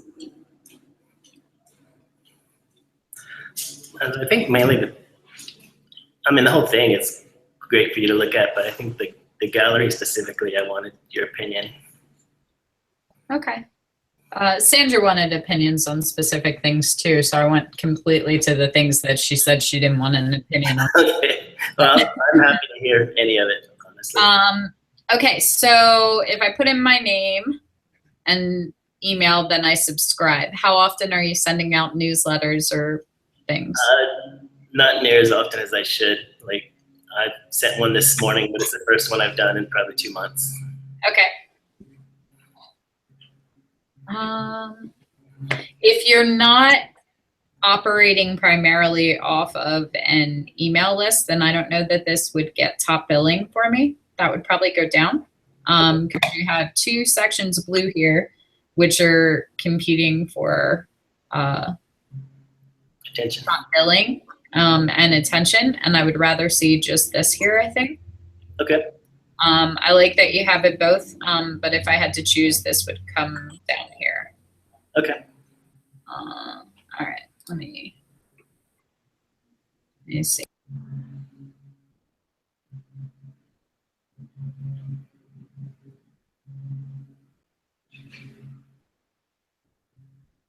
Is it not working?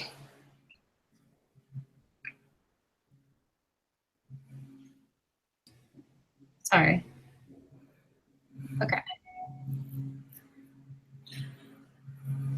A lot of women say to me, I just don't take good photos. Well, that's okay, because the good news is that I'm taking the photos. Mine are always beautiful. So you can just relax and have a good time. I like it. It's cheeky, it's cute, it's fun. They do say that a lot, actually. They do. They say it to me too. I'm not photogenic. I don't look like I don't look like the girls in your photos, and I always tell them that's okay. They don't look like the girls in my photos either. That's a good one too. All right. So I think I'm a big fan of like the mosaic gallery kind of style, but I think that it can get really busy. So I think you have to be super selective about which images are going in. Okay. Or have multiple galleries. So you have a bunch of different things kind of going on here visually. And I would be inclined to sort of be a little more selective. Now we were going through and going back to what Hans was saying, like, I know he wanted to pull this one particularly from it because he just didn't think that it was on the same par as some of your other work. And I'm inclined to agree. But there is a difference between editing for content and editing for quality in critique. And so I think that you have to decide what the content is that you want to promote and what kind of personality and session you want to get. So if you're being cheeky and you're going, that's okay, I'm taking the photo so you don't have to worry about it. We can just have fun. This could be considered a fun image. Where it would lose for me is actually on the fact that her little rainbow heart pasties are more in focus than her eyes. And so literally this is the embodiment of, hey, my eyes are up here. Right. That's a good point. Yeah, I'm sorry, go ahead. Go ahead. What were you going to say? No, one of the issues I've been having is, people are contacting me but telling me they don't look like the girls in my portfolio. I love that she's plus sized. Yeah. And more curvy, and I love that you're getting different body types. I'm totally fine with that. Really, okay, so going back to faking it, you missed the focus. The focus should be in the eyes. I would go in editing. If you want to send me this photo, you can send it to jlark@jessicalark.com. I'll go in and tweak it so that we can fake the focus, because this one's close enough that you could fake it, and we can shift the focus to the eyes, because I don't think that it's a bad photo. Now, one of the things that you're going to struggle with is what every boudoir photographer struggles with, is that when you have beautiful, perfect bodies, shots work no matter what angle you're shooting them from because they're flawless. But the same shots don't necessarily work for plus size girls. So like this one, you can absolutely shoot from this angle because she's got a sexy body and a bum, and we're still seeing that little curve in the back, even though we're not accentuating it. But when you're shooting from this angle, you actually shorten the length of her torso. So look at how short the distance is between here and here. Are you guys seeing my mouse on the screen? Yes. Okay. Sometimes it doesn't show. So her back is actually not that short, because if you look at the distance from here to here, that's almost the same distance visually as from here to here. And obviously her back is not the same width as her elbow, or we have some serious disproportionate problems. Right. But it works because of her body type. She can we can distort that and it doesn't make the shot any less sexy. Now, I don't mind this. I think this is cute and cheeky. I would love to see her chin and her mouth in this shot a little bit because I think the lips can be really sexy. But again, most people aren't making it that far up this shot. Right. Now, looking at someone that's kind of tall and lean and has a slender frame and then going to the same shot, you can't shoot from this angle with plus size girls. She's got a little bit of a belly on her. And you're at the level where you're accentuating that, which we don't want to accentuate the width of her any wider than it is because she's not super skinny to begin with. Okay. So the shot is up here. And so if you want to do this shot and have her kind of play and you want it to be about the bum and kind of have this angle with her, having her lean at the hip towards the camera is going to minimize and recede the waistline. So it's a very basic kind of editing pose that you can use with plus size. So, you know, I'm no spring chicken either, but like if you're at this height because I'm here, this is what's going to seem wider. And if you have her just lean in, you're naturally going to shrink the size and accentuate a waistline. And look at how much thinner I look just leaning into it than when I stand up straight. That's true. Yeah. Right? So it's just a basic thing because everything that recedes goes in. So you can do that little thing and have her like playing with the lace and stuff, but you have to pull her in so that the right thing is at the right angle. Does that make sense? Yeah. No, that's good. Thank you. Okay. Go back to that. So I'm all about you having different body types in, but you're definitely gonna have to shoot a little differently in the angles that you're going for because you get away with a lot. So, you know, really, if you want to learn how to shoot boudoir, look for nothing but plus size girls and girls that aren't 20 so that you can work with it. Because if you can learn to shoot them well, the same rules that work for making them skinny also make skinny girls even more skinny and accentuate and add. So same thing, if we had that same pose, the leaning in, the same way that it was minimizing her stomach, it's also maximizing her boobs. So if you were shooting a girl that was flat chested, that same angle makes her chest seem bigger and more curvier. And so it accentuates a totally different thing for somebody else that's a different body part, but it's flattering to both figures. Okay. And that's honestly, that's just something that comes with experience, I think. Okay. Yeah, I'm still relatively new to this. Yeah.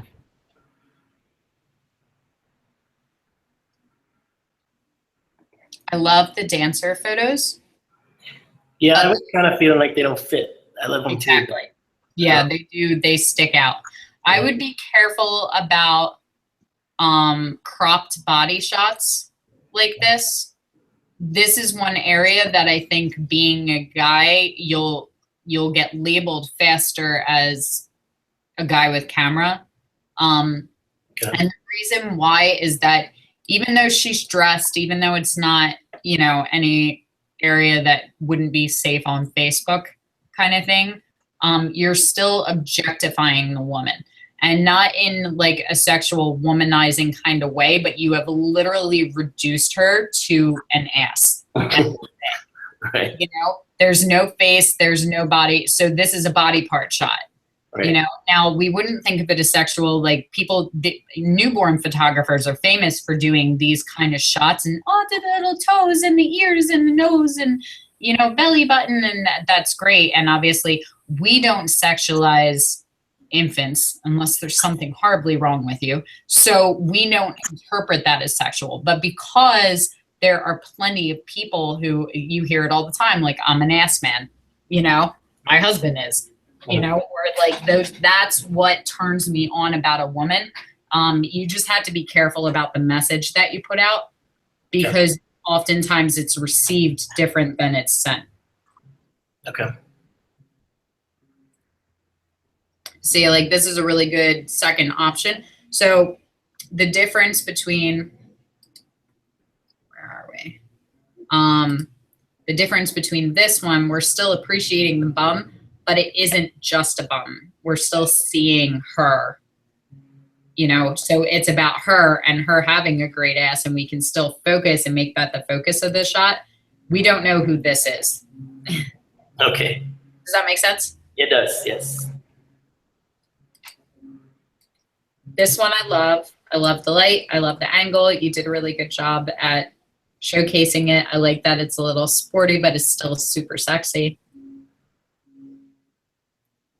This is a great plus size curvy girl kind of shot.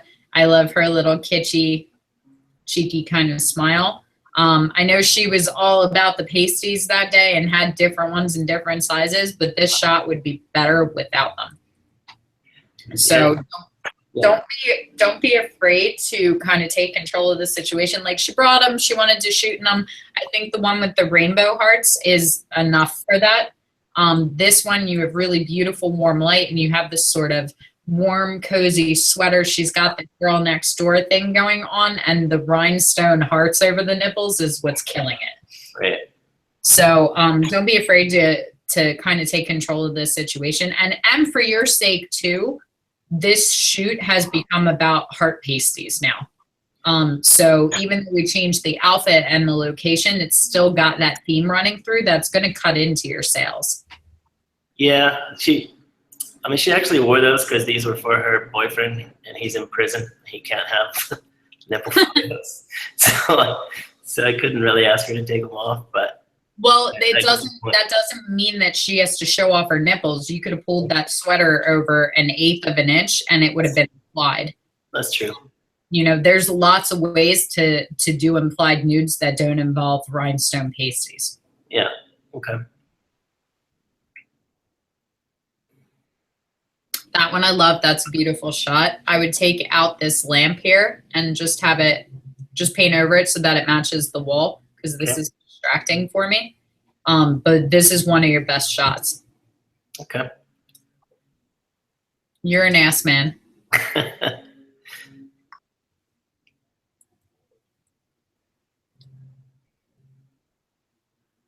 That one grabs me with her expression, and I like that it isn't necessarily happy that but there's something there. That's the Mona Lisa factor. Like, you don't quite understand what the expression is. Yeah, I like that too.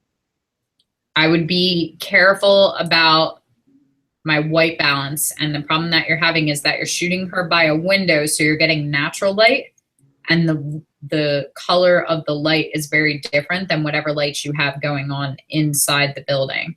Right. So you're getting a lot of like hazard cone orange kind of colors and textures. I'd be really curious to see this one in black and white too. But I might go in and just tone down the reds and the oranges. Okay. That one I love. Retouch these out. Those are not on her back. They look like gills. I'm speaking to the twist in her body, but go in and smooth those out and get rid of those for her. Okay. I see where you were going. I love the shot. He should be in focus in this. Not her. As a couples boudoir photography, this is a hot shot. You're almost there. You missed the focus a little bit. So we have the focus back here. And if you wanted to make the focus about her, then it should have been up here so we could appreciate the lace and the bracelet. This would have been the story then if it was about that piece of jewelry. So yeah, I'm sorry. I didn't mean to. He's out of focus like that because he didn't want to do it. We talked him into it. Okay. He just didn't want to be seen. So that's. I'm totally okay with it, but he's out of focus to the point that he's distorted. Look at how big his hands are compared to his head. Yeah. He looks like one of the shrunken head guys and like right. Little juice. So just be careful about how out of focus you're having them be and where your aperture's at for that, or move him closer next time. Or again, having him lean forward and bend forward so that his face is closer to the camera than his hands are, because he's sitting back in the chair. Yeah, so that's true. I would love to see you recreate this with a couple that's willing. Okay. And see what you could do with this, because there's definitely something here. I just think you missed the mark a little bit. Okay. I love that one. I mean, I don't know, this one may not fit, but I always really like the ones where they have like a real genuine laugh. Like, and you can just see it all over her neck. yeah, that's true. So we're seeing all the age lines on her neck and the texture on her neck. Mhm. Because she's throwing it back, it's very tense, which means it's looking more masculine and not flattering. And then we have this great shot up the nostrils. So I love the genuine expression too, but we're not seeing the expression. We're just seeing a very masculine neck on a very sexy feminine body, and it's not working. Okay. That one I've seen. That one I love. I love that one as a couples one too. I like the hands on it. That tells a story, and you actually don't catch the story until you're focusing on it a little more. That's the same two people. He was fine with anything that didn't show his face. Okay. But I love the catch lights, and that's a beautiful shot for her besides the couple. Right. Good bit. That one I love. That's beautiful. That's sexy. So you actually do really well with the sports shots too, like that hard body kind of look. I like the way that you edit those and accentuate those. So I see that as a style for you. You like the lace and lingerie. You definitely like the backsides. That's really prevalent in your shooting. I love the dancing images, but I think you would need a few more of them to be able to put a portfolio together that's of that. Right. So if I had to pick this one, there's an awful lot going on, and I'm not a huge fan of the pose. I don't like the line of her neck. We're not getting enough of her jaw. That would go. That one's okay. That could stay. That one would go. That one can stay. That one can definitely stay. That one can stay. That one can stay. Meh. Meh. Meh. That one can stay. That one can stay. That one can stay.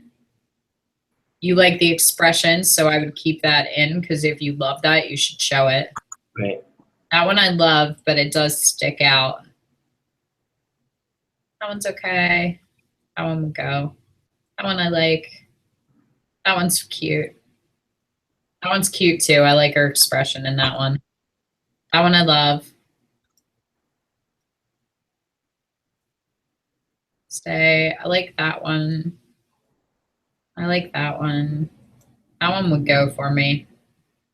That one would go. That one could stay. That one would go. That one can stay. That one I love. That one I love the light on. That one I love. That one can stay. That one I love. That one can stay. That one's okay. That one would go for me. She's got too much shadows going on from different places that I just don't think is flattering. And the way that she's sitting on the edge makes her butt look really deformed. All right. That one I love. That one I like. That one's okay. Well, she disappeared.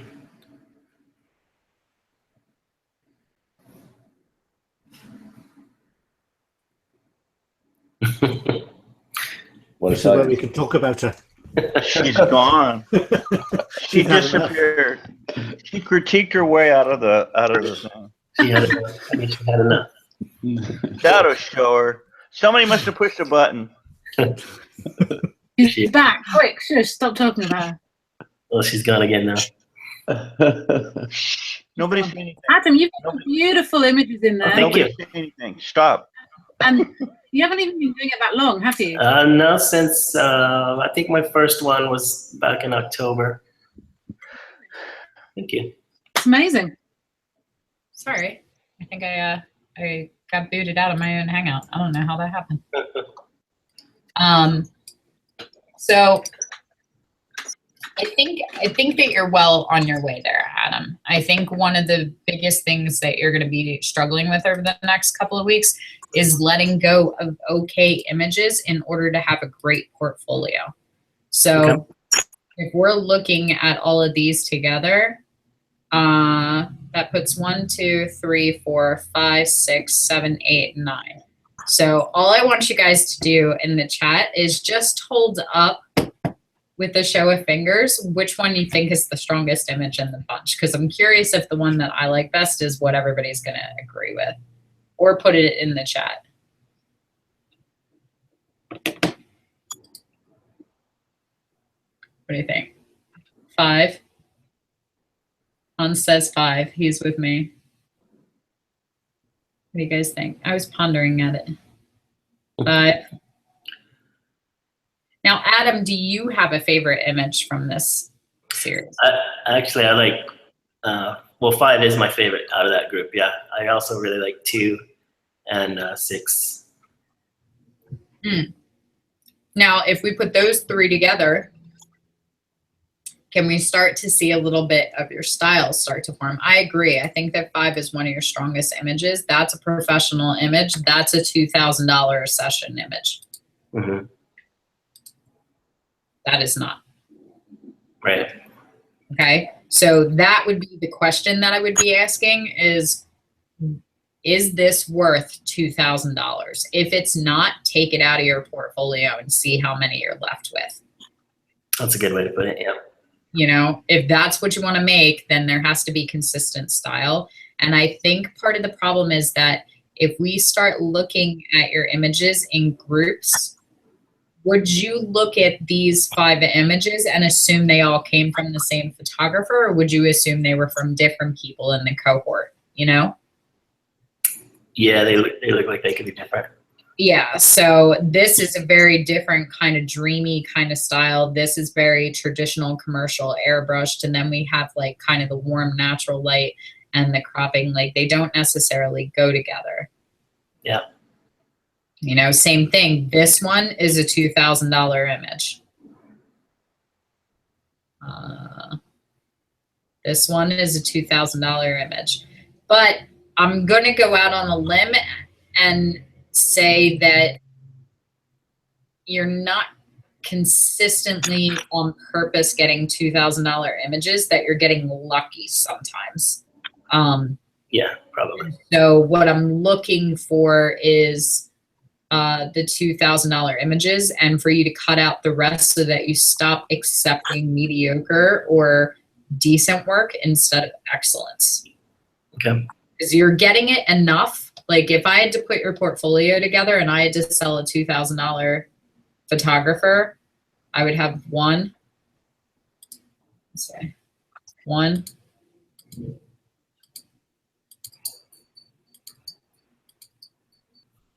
2, 3, 4. I could leave that one in, but that's ballet. It's not boudoir.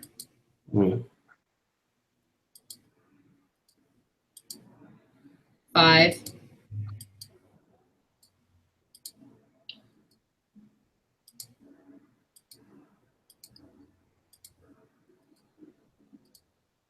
6.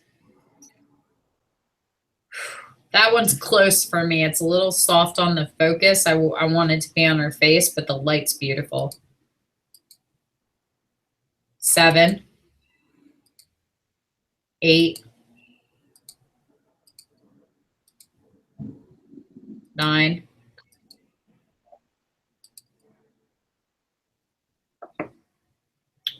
Might be able to leave that one in too. 10. Yeah. So you've got 10 out of all those photos that I think I could sell for $2,000. Okay. And the problem is with those now, I'm okay with you. So those are your 10 images on a scale of 1 to 10. Those are your 10s right now. Uh-huh.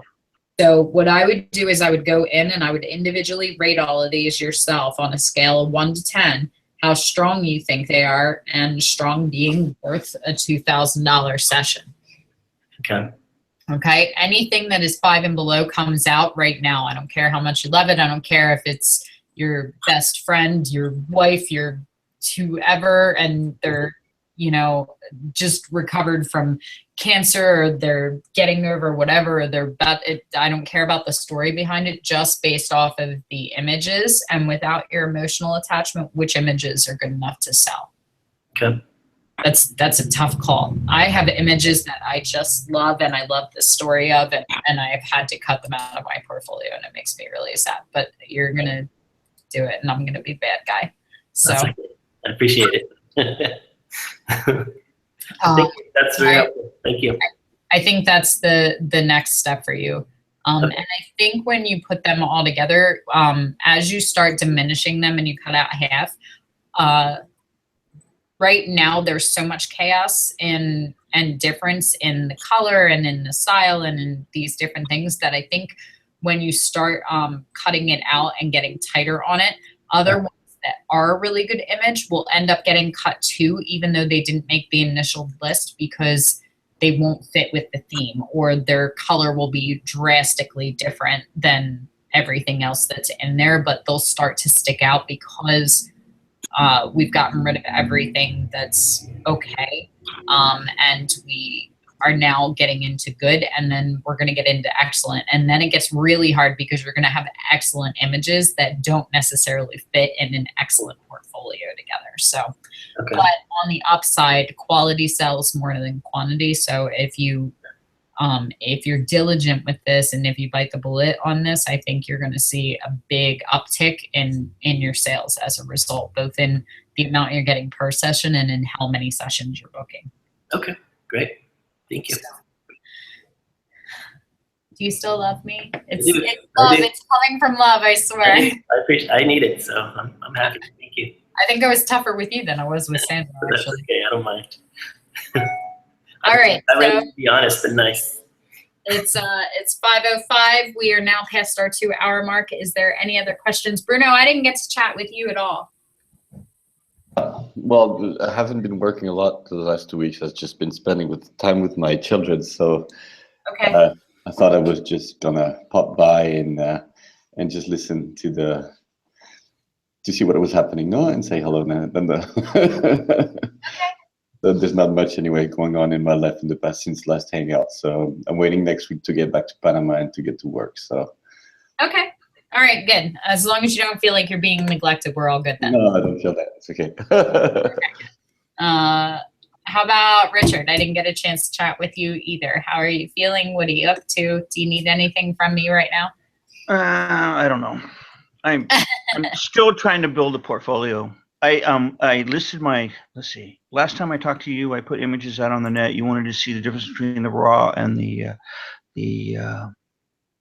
processed images. Are you gone again? No, I'm really, I've been spending the last since I've gotten into the Arcanum, I've really concentrated more on technique and learning things like composition and doing better than composition. I've been doing this a while with a 4x5, so comp really got easier for me after that. But processing is what I've really spent a lot of time on to try to get the look that I want. I have something in my mind's eye, and usually that changes, as you know. So as I went along, I tried to develop the skills that would allow me to do that, if that makes sense. You know, like when I push the shutter, I see stuff. That's a very weird topic with me anyway. You know, what do you see when you see the shutter? Everybody brings.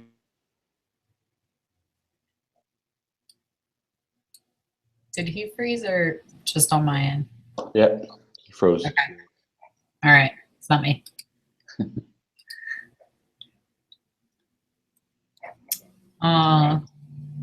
Sorry, Richard. I think we lost you. You might have to go out and come back in. Maybe I'll just be mean and kick him out, and then he'll come back in. If I eject him, is he going to be able to get back in? We'll see. Oops. All right. Hopefully he'll come back in and we can pick that up. So next week is probably going to be on Tuesday, and we'll do it earlier. We'll do it around 11. What would you guys like to chat about? What would you like the focus to be? Suggestions? No? Okay. Well, since we've been kind of talking about branding, and that was kind of the beginning starting point, I'm thinking we'll do one on branding for your art and your business. And we'll kind of keep focused towards that. I have a couple of different exercises that I'm going to put in the group this week for you guys to do. And I'd like to start moving those of you that are looking towards the business side to do that. If you're staying focused on the artistry side, and we're not really looking to push business for you, that's totally fine. Branding can absolutely be about your art and your vision and the artistry. So the same way we were chatting with Adam, and we were talking with Sandra about their portfolios and which images are actually like part of the portfolio and which ones kind of stick out. That's all part of your brand as a creative and an artist too. So even if all you're doing is sharing the art to share it, I still think that having a potent brand as an artist and with the art helps to gain the following and the notoriety and get your work in front of the right people that will love and appreciate it. So does that sound good for everyone? Any other thoughts or anything that you'd like to focus on? Yes, I would have a big personal question, actually. Sure. Could you hear me? Yeah. Oh, okay. It's I had planned to spend, well, if you could consider what we had been talking about right now as having the hangout for the level 34 critique, I could move on with these 35 challenges and that stuff, which would be this neutral thing I had, let's say, envisioned for the second half for the Spheres 3 thing. So my question would be, if I had finished Spheres 3, is it possible to stay in this cohort then as Sphere 4? Because you have kind of a mixed cohort between 2 and 3. So could it be a mixed cohort between 2, 3, and 4 for the business point of view stuff? There is, the problem actually is that there is no Sphere 4 right now. They won't let me start one. Nobody in the Arcanum has one. So which actually works out for you guys in the sense of financial investment. So what you can do is you can actually go back down and repeat Sphere 3 again. And you still get the points and everything in the Arcanum, like for completing the tasks. Okay, and stuff but too. that's kind of unfair towards yourself, you know, because if you have people who are moving forward in the spheres, you get part of the sphere fee as well, and not only this exorbitant monthly fee of whatever it is, $29, and you know, I think you have to split it with the Arcanum guys, which is actually nothing. Yep. So quite unfair towards yourself, right?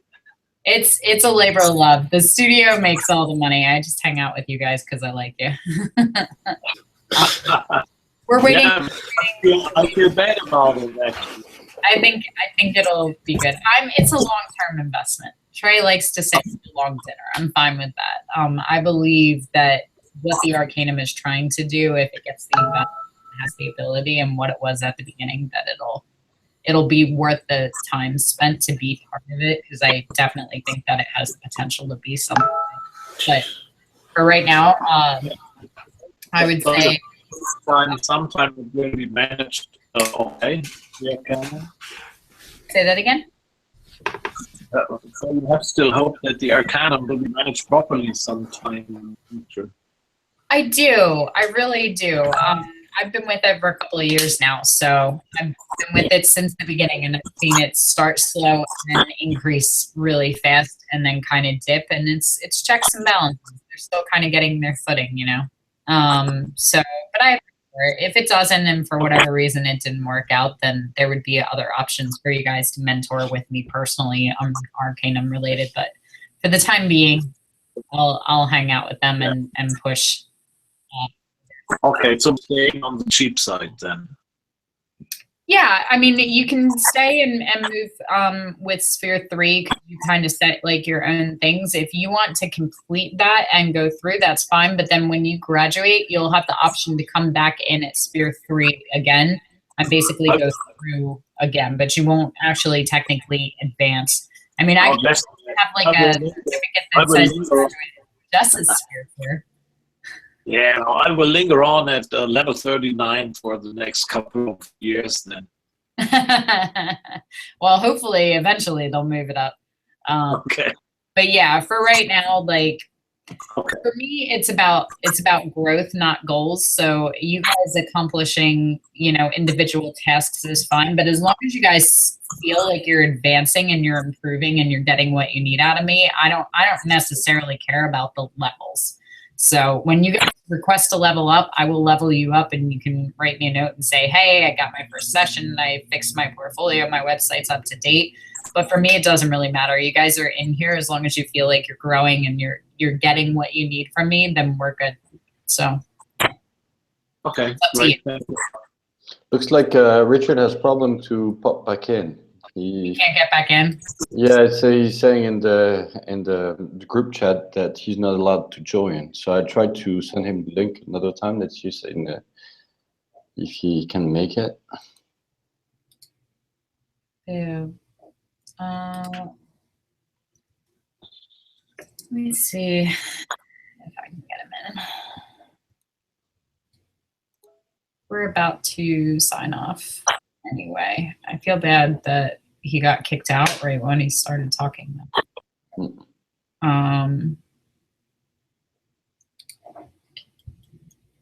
me see if I can send him direct.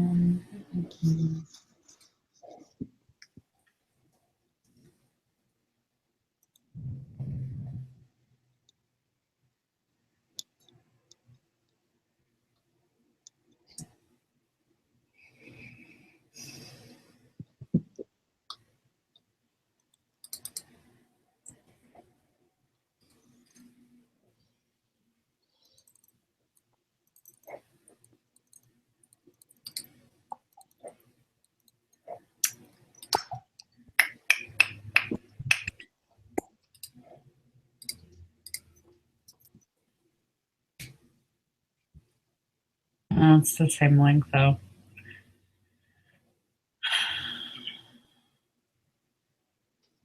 Doesn't want you giving us a hard time. It was a joke he placed earlier. All right. Well, I think we'll just have to call it for the day because I do actually have to get going anyway. So, Richard, I'm really sorry that you got kicked out. I will make you my top priority for Tuesday if you're able to be in. Next one is this week coming up. Tuesday. Wait, today's Tuesday. Next week is Thursday at 11 a.m. And then we're just going to rotate off that schedule. So it'll be Tuesdays at 3, Thursdays at 11 every week. Where do you want me to send the image you play with, Jess? Might not make it Tuesday. I'll be in Greece. I guess we'll let you go if you're going to be in Greece. I mean, as excuses go. So if you guys want to send me images for retouching, if you're having trouble with anything and you want me to kind of like work my way through it with you, you guys can send me a message to jlark@jessicalark.com or just post it in the group. That's fine too. Send me a Google Drive link, whatever. And then we'll go through and when we pull some of the images up and kind of go through live retouching. So So we're doing one session a week, one hangout a week. Tuesdays at 3, Thursdays at 11, and it'll just alternate. So we did this week Tuesday at 3. Next week will be Thursday at 11. The following week will be Tuesday at 3. It'll work itself out, but I have you guys officially like on my calendar for those times so that Mackenzie doesn't schedule anything from the studio during that time. So unless there's an emergency or something going on like there was last week, it'll be consistent every week. All right, so Thursday next week we'll do branding for the business. I'm going to post a couple of assignments and things like that in, and then other than that, I will see you guys next week. Okay. Bye-bye.